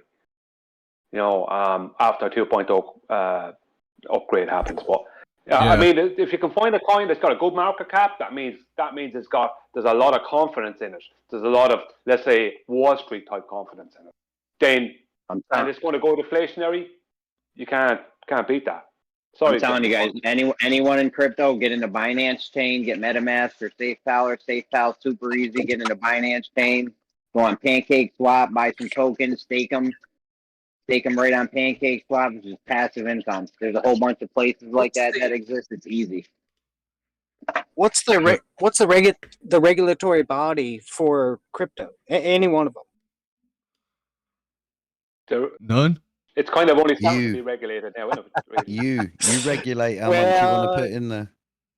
Don't get scammed. Well, kind of. Or Wild West. Or it'd be the regulatory body of the U.S. dollar, or whatever major currency fiat that you do buy coins into, right? And those bodies cannot be trusted. So, I'm not saying that there is anything solid about any type of medium exchange, but it's all fucked up, dude. It's awful. What I would say about it is they want a cashless society, and they won't get it unless crypto is a success. So there's no way that crypto is not going to be. There's a lot of altcoins out there that you could make 100 million out of, or lose 100 million. Do you know what I mean? Things like that. But I stick to the more mainstream coins like Bitcoin, Ethereum, them kind of coins, XRP. And stick with them, and if only one of them, if you have a kind of equal amount invested in all three, and only one of them ends up becoming worth a whole lot of money, then you can't lose. You're not going to win. Whereas if you're investing in crypto in all coins, you could do very well. There's all coins I've seen. I only got into it a couple of months ago, and I've seen all coins that were big back then that have gone absolutely down the toilet, and I don't think they'll ever come back now. Things like that. Come on, Jeremy. I was going to say to what somebody else said earlier about them going towards the cashless society. I mean, you have no idea what these guys are planning. I'm not sure if anyone's familiar with Ray Kurzweil. I've read one of his books, but I mean, this guy makes predictions. He worked with Google or something. I don't know. He's a big shot, and I read the Singularities near too, bro. The Singularities, that might have been the one I read. I can't remember. It was a long time ago. But Singularity is near.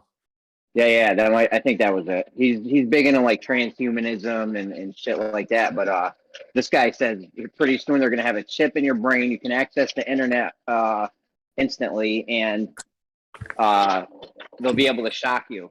And no more shootings or anything. You won't have the police won't be in danger. They'll just shock you. It'll be like getting tased. You'll be incapacitated. This is the most dangerous thing I've ever heard of. Wait there, you mean you lot haven't got that over there?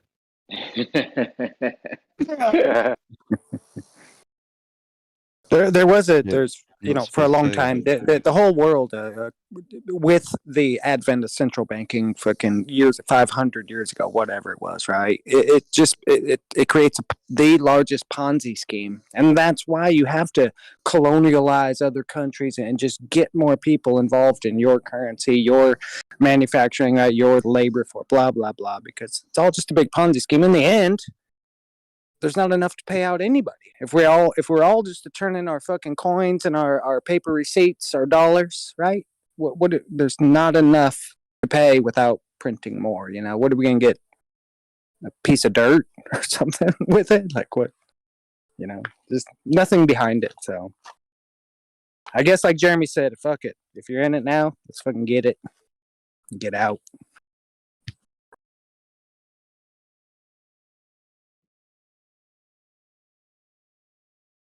If you go back to when you're younger, let's say back into the 90s, I'd say most people here were alive in the 90s. As in, what they were going to, if you go to cinemas and stuff like that, the amount of money it would cost for stuff to go into a cinema and buy stuff, whether it be popcorn, whatever the hell you buy, and sit down and watch a movie. The amount of money that would cost you then in comparison to now. If you were a parent then, let's just say, you say father, mother, and 3 kids or whatever.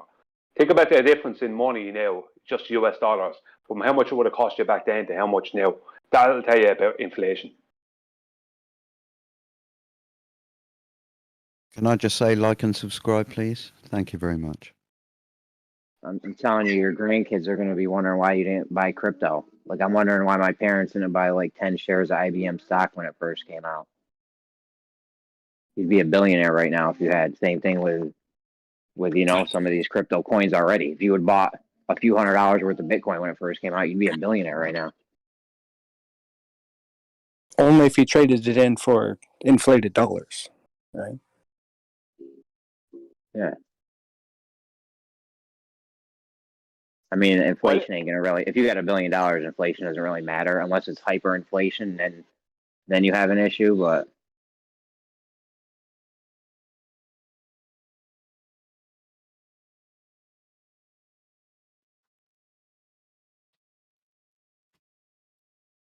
hyperinflation happens, you ain't even gonna be worrying about money at that point. Fucking buzzkill Aaron. I had this. Yeah, I'll spark up. I had this bouncy castle one time, and it always had hyperinflation. It was doing my head in.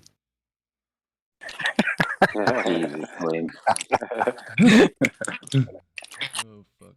Hey, you remember when that dad said that his kid was in the fucking bouncy castle thing or whatever and was flying away?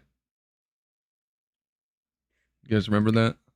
What, as in literally flying away, flying up in the air? Yeah, like him and his son like played a prank, and they had fucking news crews and helicopters following this fucking it was like inflated fucking saucer or some shit. Yeah, I remember that. It's like he made it pretend like his kid was in it, and then they needed help to get it down, but it was all a prank. And then he got in a bunch of trouble because it was like $100,000 of emergency services to track this thing and try to get it down. And it was just a balloon, a helium balloon or something. I seen I think a couple of years ago there, about 2 years ago, but it happened some years ago. In the Middle East, there was a guy who sat on a chair that was attached to a huge amount of helium balloons. And he was there with 2 friends of his, and they let him go, and he went up. But he ended up dying on the side of a mountain because he never came back down again. He ended up hitting into the side of a mountain and dying. Yeah. And I guarantee you, one of those 2 bastards that was with him knew this was going to happen and wanted to get his woman. That's what I reckon happened. And they were able to see you later. Inside job. Yeah, absolutely. They can't. No, out of the 3 of them, one of them had to be not stupid. Do you know what I mean? That, but low of averages. Was she pretty hot or what? I didn't see her, but it's kind of like you can work these things out, can't you? Yeah, 2 plus 2. Maybe he didn't see her if he's Middle East. There was this dude who was like, the people wanted to buy up his house for like a mall, and then he filled this chimney full of balloons, and then flew the house to like a waterfall, and hung out there for the rest of his life. This is crazy, Brandon. Imagine actually being on there though. That would be wicked. Just lay on the back, on the top of that, going, "Oh my god, am I going to crash? Am I going to die?" And should run push draw me a diagram?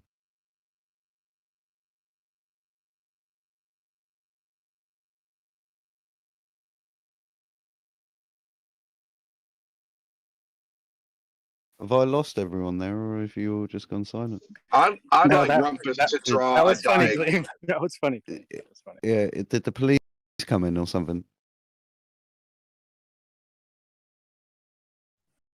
If Rumpus, did just do nothing but draw diagrams, we'd all be like just way smarter. You know who he's got posters of on his wall? He was an avid fan of Bob Ross, I think his name is, isn't it? And Rolf Harris. Draw, Rumpus, draw. Wasn't there like one artist? I'm not good at artists, but like all they did was like draw straight lines on paper, and they sold for like millions of dollars. Like there had to be that kind of abstract art, dude, where he just like drew a straight line. It was like, yeah, it's crazy. And you've seen people like walking in paint and just walking across a piece of paper, and it's selling for tens of grands, and you're just like, oh my god. Jackson Pollock. There's a dude called Jackson Pollock who just flicked paint from across the room at the canvas. Art is a conspiracy. What wasn't there a kid over there that he used to just put a blob on and tilt the paper up so it dripped down, and they were worth tens of grands as well. Some of this shit is money laundering schemes, in my opinion. Way to pay drug dealers. Who was the latest one?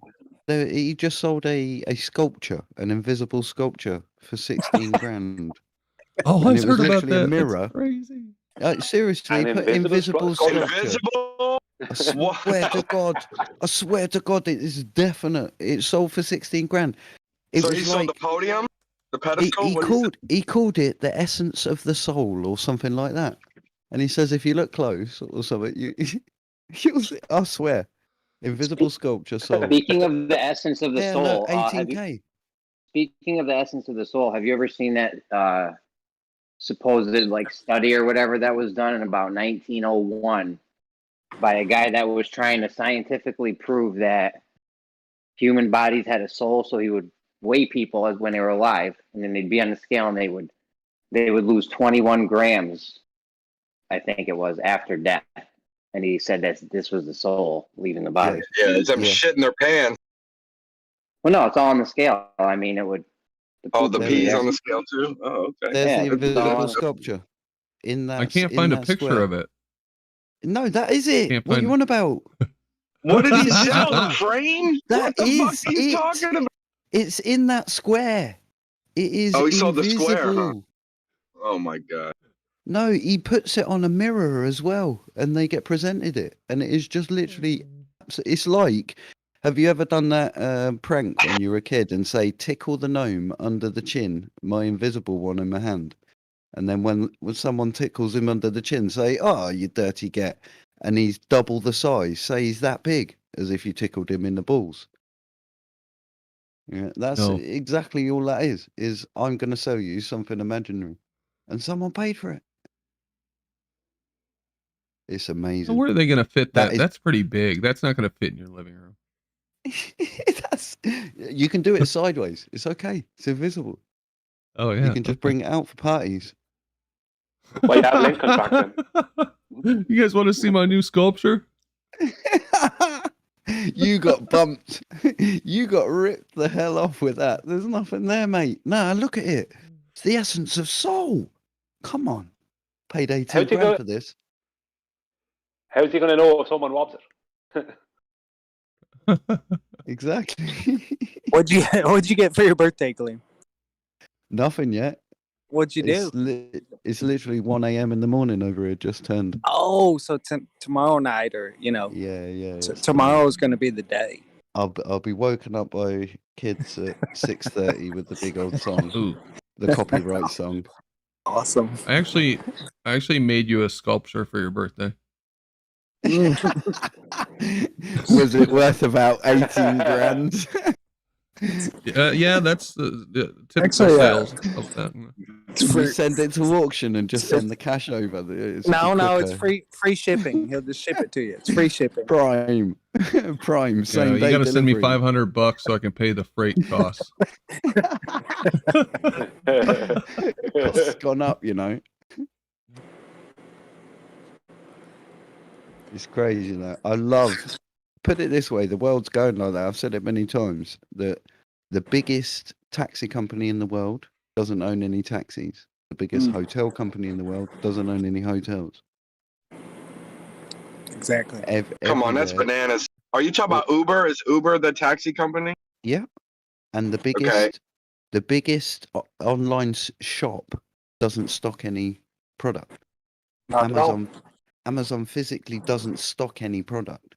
Well, they hire everything. They started coming out with Amazon stores and shit. I was in one Yeah, they got they've got their own we know what you products. mean, though. We know what you mean, It's though. all white labeled. It's all white labeled. It used to be all white labeled, but they have their own stock now. Just as you go into a supermarket now, you can get the same tin of beans, but just white labeled and wrapped. And that's all that Amazon are doing. They've got enough money to just go China, make us X amount of billions of stuff, and put our name on it. And that's all. I was going to ask which one you're talking about. Hotels, is that like one of the price lines or something like that? Who's the hotel one? Yeah, it's the what's the one with who first come out with the space? The space saving hotels, which are pods. And then they branched out into hostels, doing rooms in hostels. It's not Airbnb. Yeah, I think it's Airbnb. Airbnb, I think. Yeah. Oh, okay, sweet. Okay. Yeah, so they don't own a single hotel, but they are the largest. Speaking of those pods, oh my bad. Go on. No, go on. No, speaking of those pods, have you seen what they're doing in Japan now? They're instead of a hotel, it's just it looks like the Fifth Element pods when they went to the other planet. Honeycomb. Yeah. Yeah, it's like a tray, bro. You get a fucking slot. It's like a mall. You literally get like one coffin worth of space. What do they call it when you get buried in a wall at a graveyard? It's at the graveyard. That's what it is. It's at the graveyard, but it's like on a wall. Mausoleum. Mausoleum.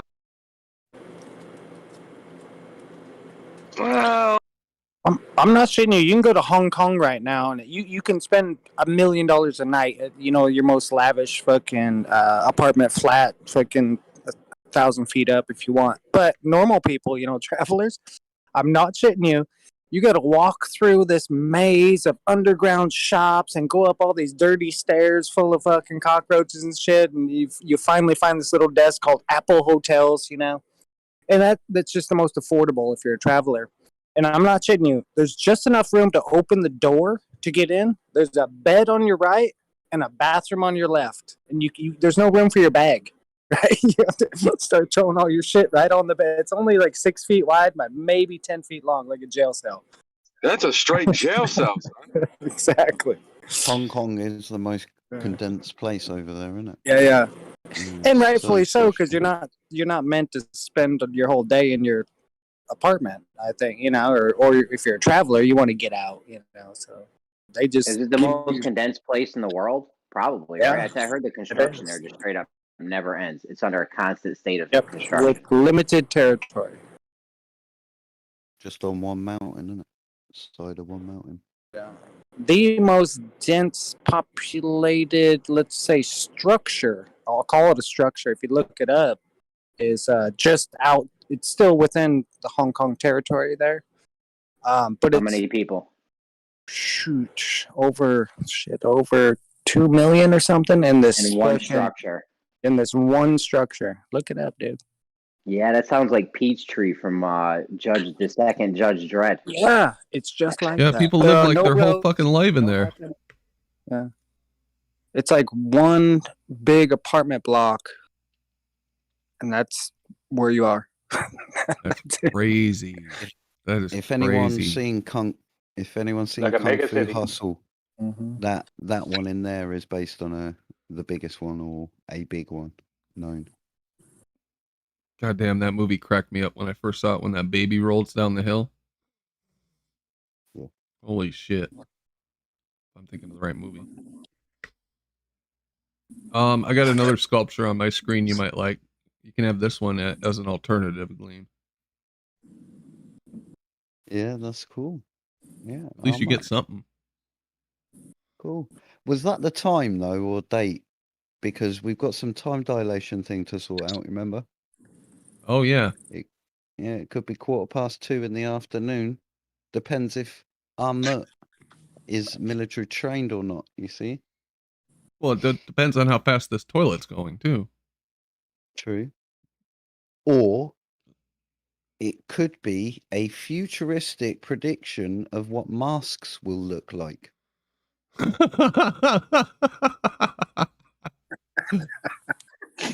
Shit. You can Face see the diapers. air holes. You can see the bag hole. Are people still wearing masks where you guys are at? Because here it's like, you see someone with a mask, I'm like, what's wrong with that dork? Yeah, I they're trying will to make say, them wear it again. yeah, my If taxi you take an driver. Uber, I was going to say, if you take an Uber or Lyft, you absolutely have to wear it. The driver has to wear one.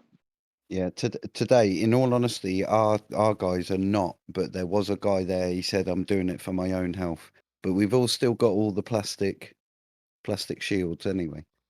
Oh, see, we don't have those plastic shields. Yeah, I've seen a guy with a everywhere's mask Yeah, we on don't do today. that. Oh yeah. We just have I've like seen a- regular cars.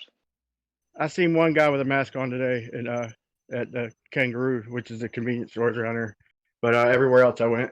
But if you go down to the courthouse, they'll make you put on a mask to go in there. But You can't go into Apple's. You can't go into any Apple store without wearing a mask. Yeah, a long time ago, I had to put a mask on to go to get my phone. Yeah, because none of the stores around me are having masks, and Apple is, so it must be like a nationwide Apple policy or something. Look, the two times I've ever even more. Didn't you read the terms? One, I was getting a phone, and it was during this show, and I accidentally put myself on camera. Yeah, Jeremy, Yeah, it's private policy. I remember that. is I what was it like, is. oh my God, he must be so embarrassed. He's wearing a mask. That was the very first time. He's a paid show. Where's Pete? I had. Yeah, Pete. Brian's a paid show. Get him. Few people will know that. That's so funny. Who was it he accused earlier of being a paid shill? Pete did. Somebody Anyone who don't come on unexpected. camera. All of us. It was All of Brian's us? logic.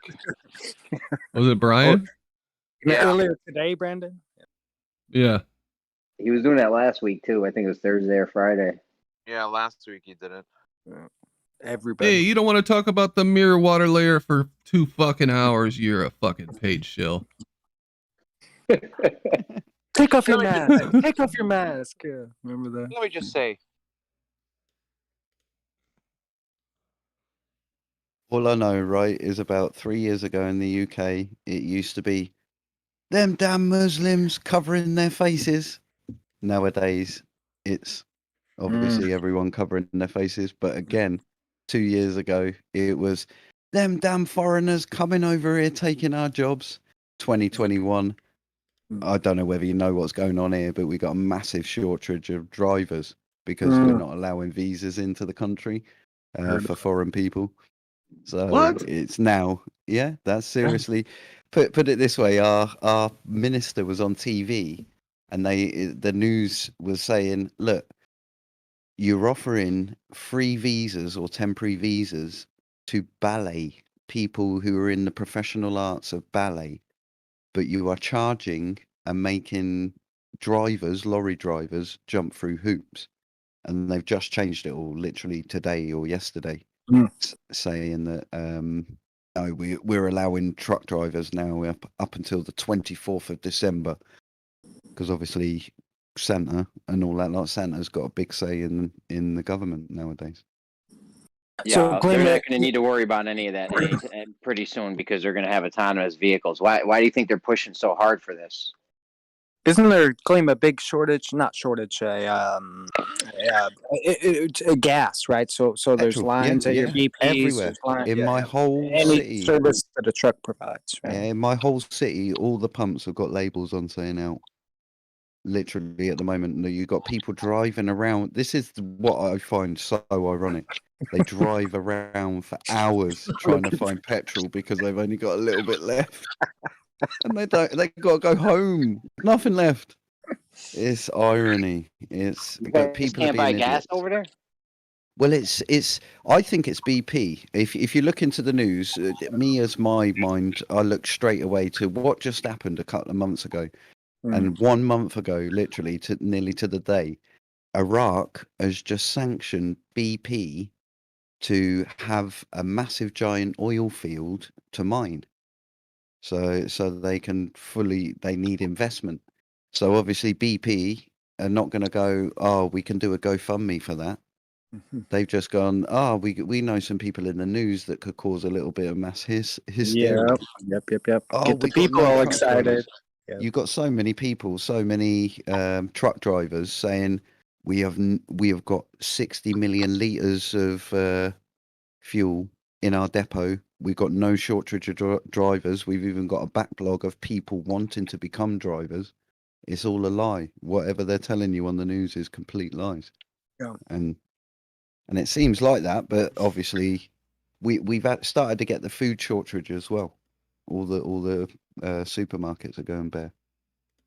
I saw an article today, Gleeman. It's kind of along those lines exactly. Whoever the lead, it was a female, I think, said that.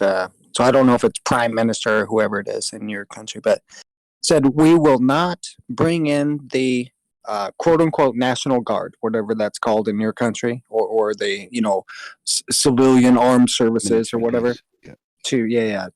To take over that void. We won't do it because BP has that much power over the government. So it's just like you just said, to create this to get the people all fucking pissed off. That's all it is. I'm telling you guys right now, stock up on your food, man. There's no fucking excuse that if anyone can't buy a couple extra jars of peanut butter or tuna or whatever you normally eat, don't go buy cans of Spam. But whatever you normally eat, a lot of shit's got long shelf life. Rice, cereal, peanut butter, shit like that. Yeah. Hell yeah, Jeremy, why not? Definitely stock up on a toilet paper. I mean, I got 40 pounds of rice right now. I got fucking mouths to feed. Nothing's going to stop me from feeding my kids. Heads better hope I don't run out of food. I'll tell you right now. Yeah, because they'll start the eating list you. of things. The list of things that I won't do to feed my family has nothing on it. Exactly. You can get quite a good meal out of a neighborhood cat. You just got to know how to cut it up right.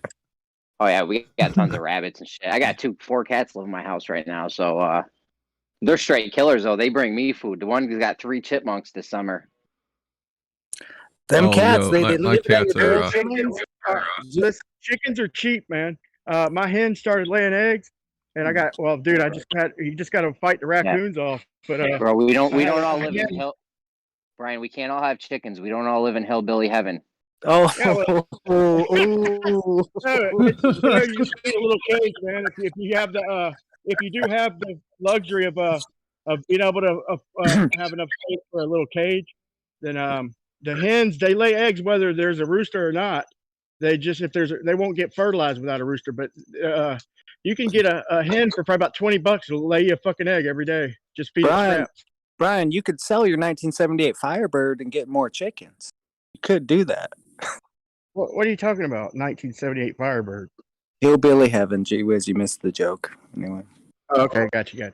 Oh, man. I was gonna say it's 79, man. No. Oh, he was thinking one of his birds was on fire. Come. I know. Fucking raccoons just wiped out half my chickens, man. Eat the raccoon, man. Eat raccoon meat's good. The chickens got to be in corners last night. I had them cornered. Trap everything. Brian, the chickens got to be in a cage, bro. You can't just have it open to the public. They were in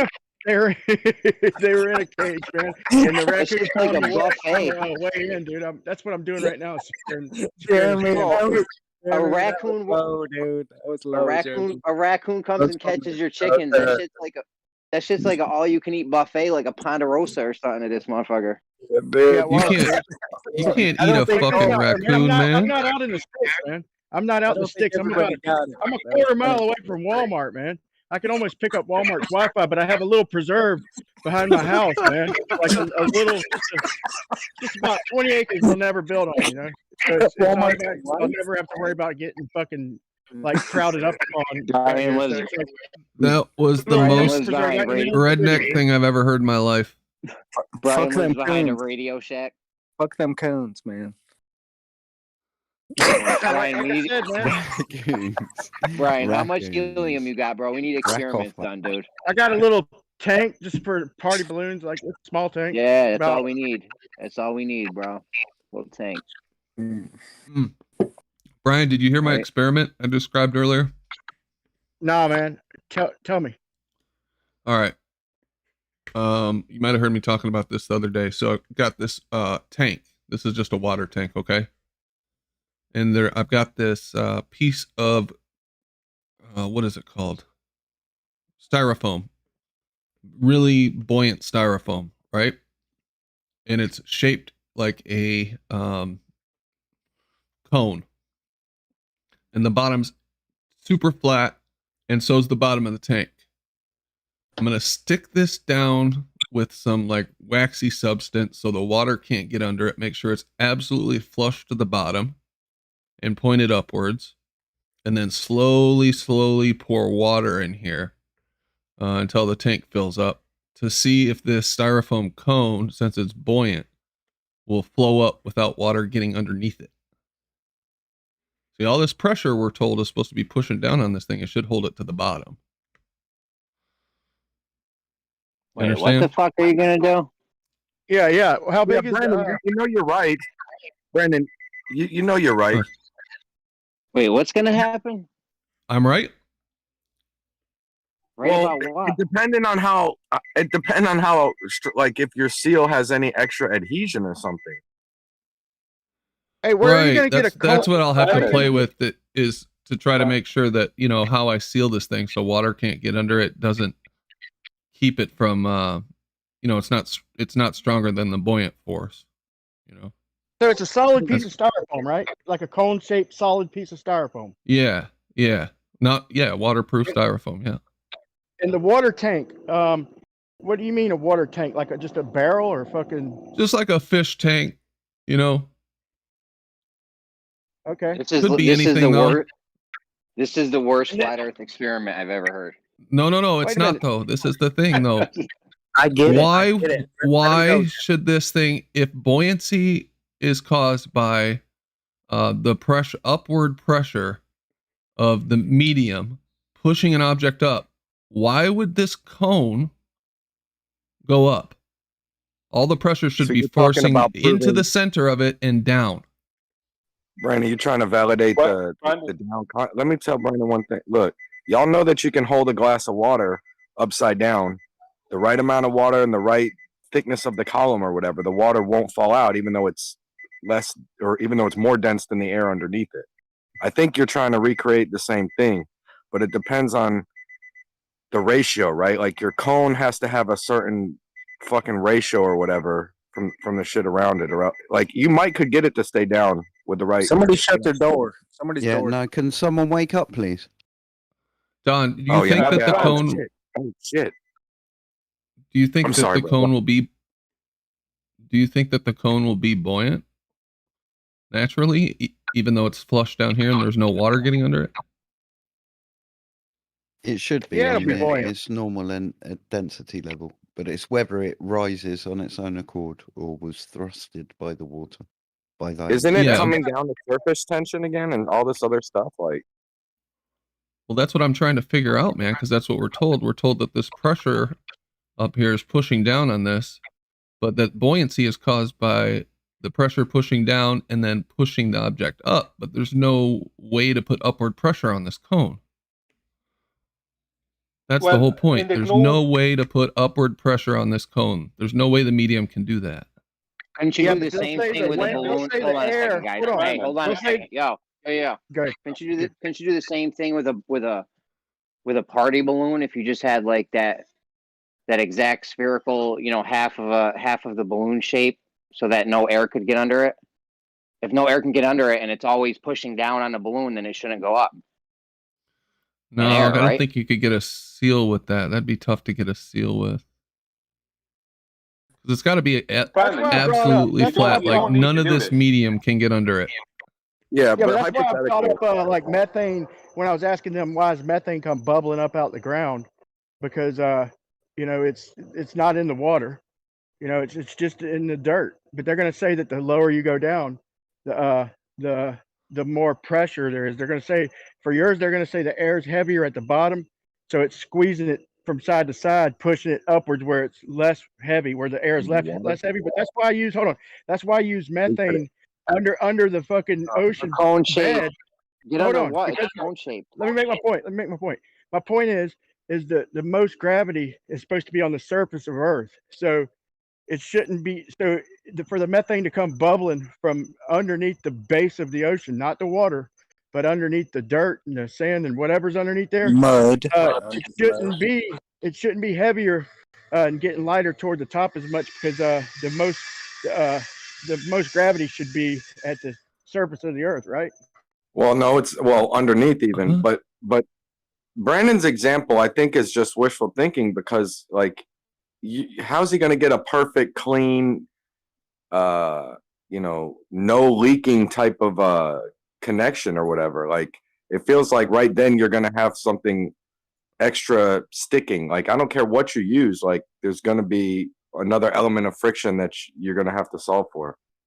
I think chapstick. Or somebody had an idea about a magnet, actually, that was pretty good. I'll use some kind of wax on the outside and then put a piece of metal in here and put a magnet underneath the tank just to hold it down until I get the water in it. And I'm going to have something underneath here that will allow us to tell if the water gets underneath it. Yeah. Who said magnet? And- Who said won't that? have to do it, Brandon. Hold on a second. Who said magnet? What's that? I'm saying you don't have to do I it. can't remember whose idea the magnet was.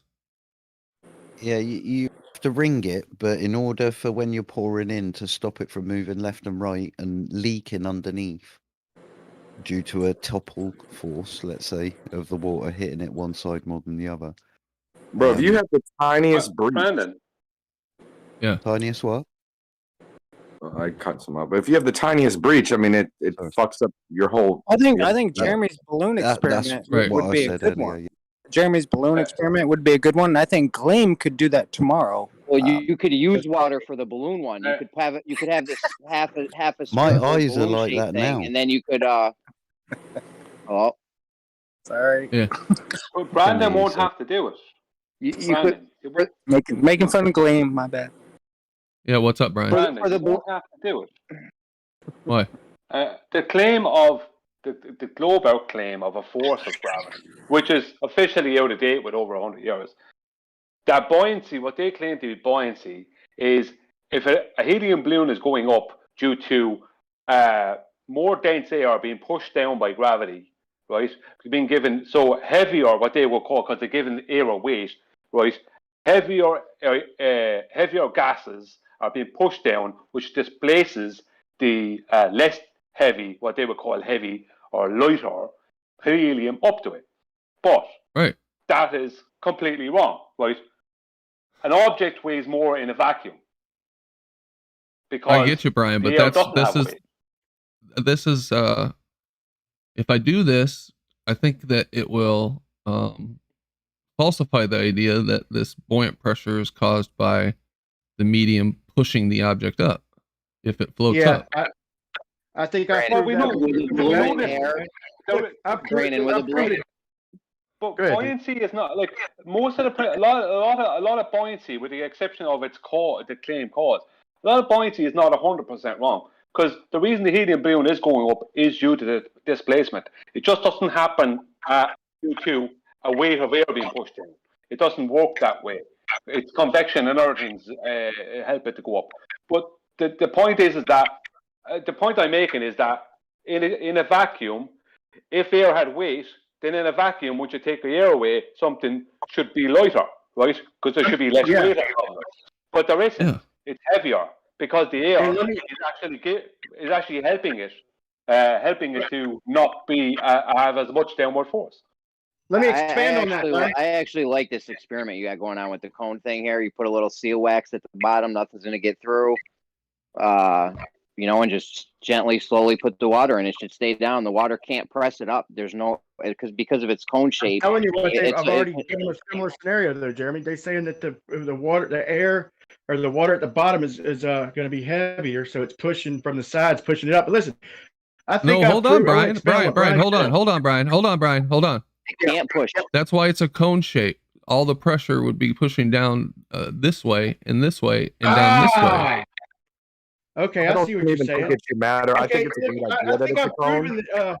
I've proven that air is not accelerating downward with this simple thought experiment. Okay, if air is accelerating downward, okay, and the helium goes up away from the acceleration, but if you're in a car with a helium balloon and you accelerate forward, the balloon also goes forward. So if it was if the air was accelerating down, then why do you keep saying air? Anything. I mean, Brandon, I'm just you saying. could honestly use any shape for this. I mean, I think a cube would work. Does it even matter if it's a cone? I think as long as it well, doesn't that's have because I want all the pressure to be waste. pushing into the center of it. That's why I've thought of a cone. But yeah, I mean, a cone's a good shape. Yeah. Brandon, I think as long as it doesn't have like a lip edge, like a waist, like I think your hypothesis still kind of holds. Like I think you have to have like a edge for it to have an upward vector on or something. What did the baller say? Did you pitch this to any of the Globers? Yeah, I think you might be right, Don. No, I there was a couple Globers in here earlier. I don't think they said much. What do they think? Or did they all leave, or does this scare them? Well, they're the ones who gave me the idea for this because, they're always telling us how it's the medium pushing the object up, displacing it upwards. That's what creates the pressure, not the density differential. They kind of did prove it though. Doesn't when they hang a cup of water upside down, doesn't that kind of prove that the air is being pushed down and holding the water up? I've never seen that.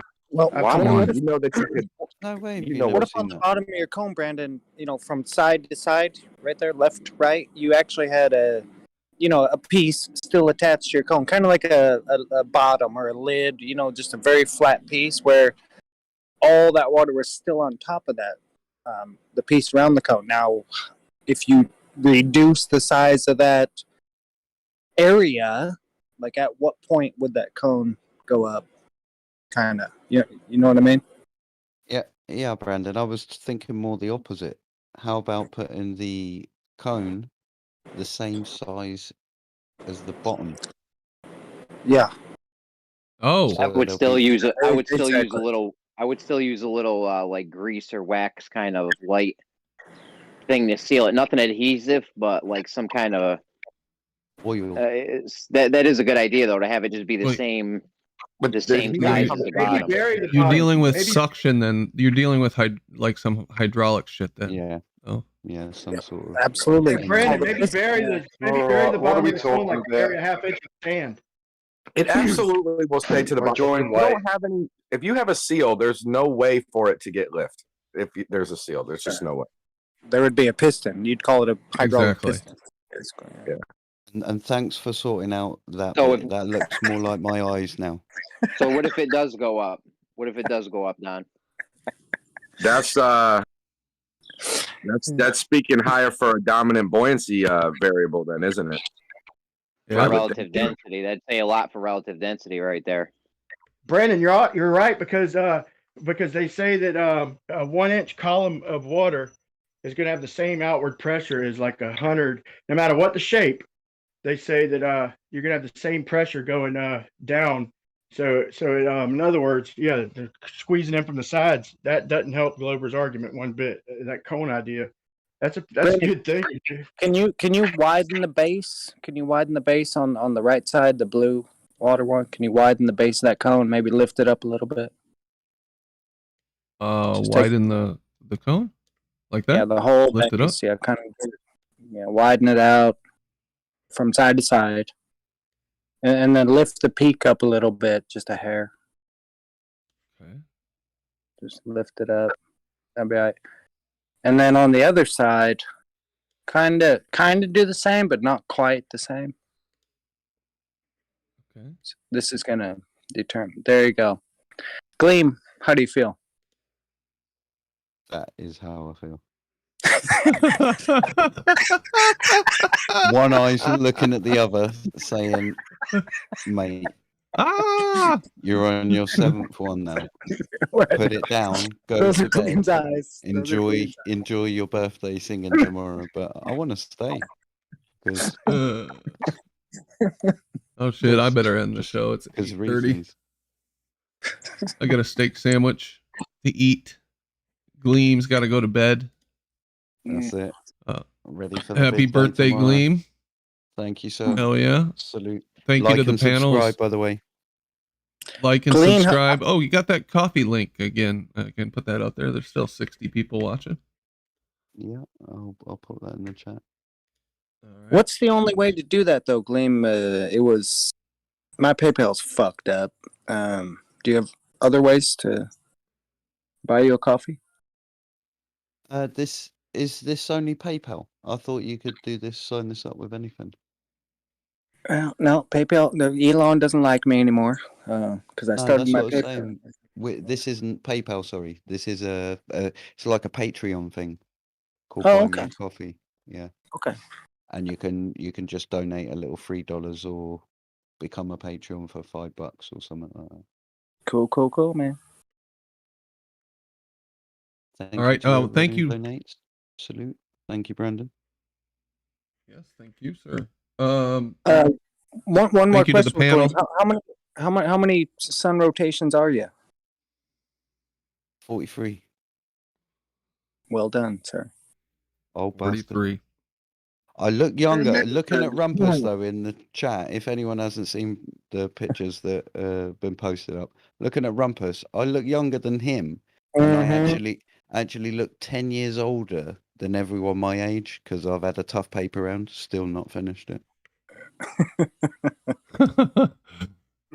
Let me close this out here. Thank you to the panel for joining. Good show tonight. Appreciate it. I'll probably record after the show just so you guys know. And we'll be back tomorrow, hopefully. Cool. See you guys in a minute. Thanks. Hey, Brian. Okay. Well, good night, everybody. Hope you enjoyed the show. Fun. And we'll see you tomorrow. Start working on this experiment here. I just can't imagine that thing's going to stay on the bottom of the tank. But we'll see. And guys, yeah, get some good sleep. We'll hopefully see you tomorrow.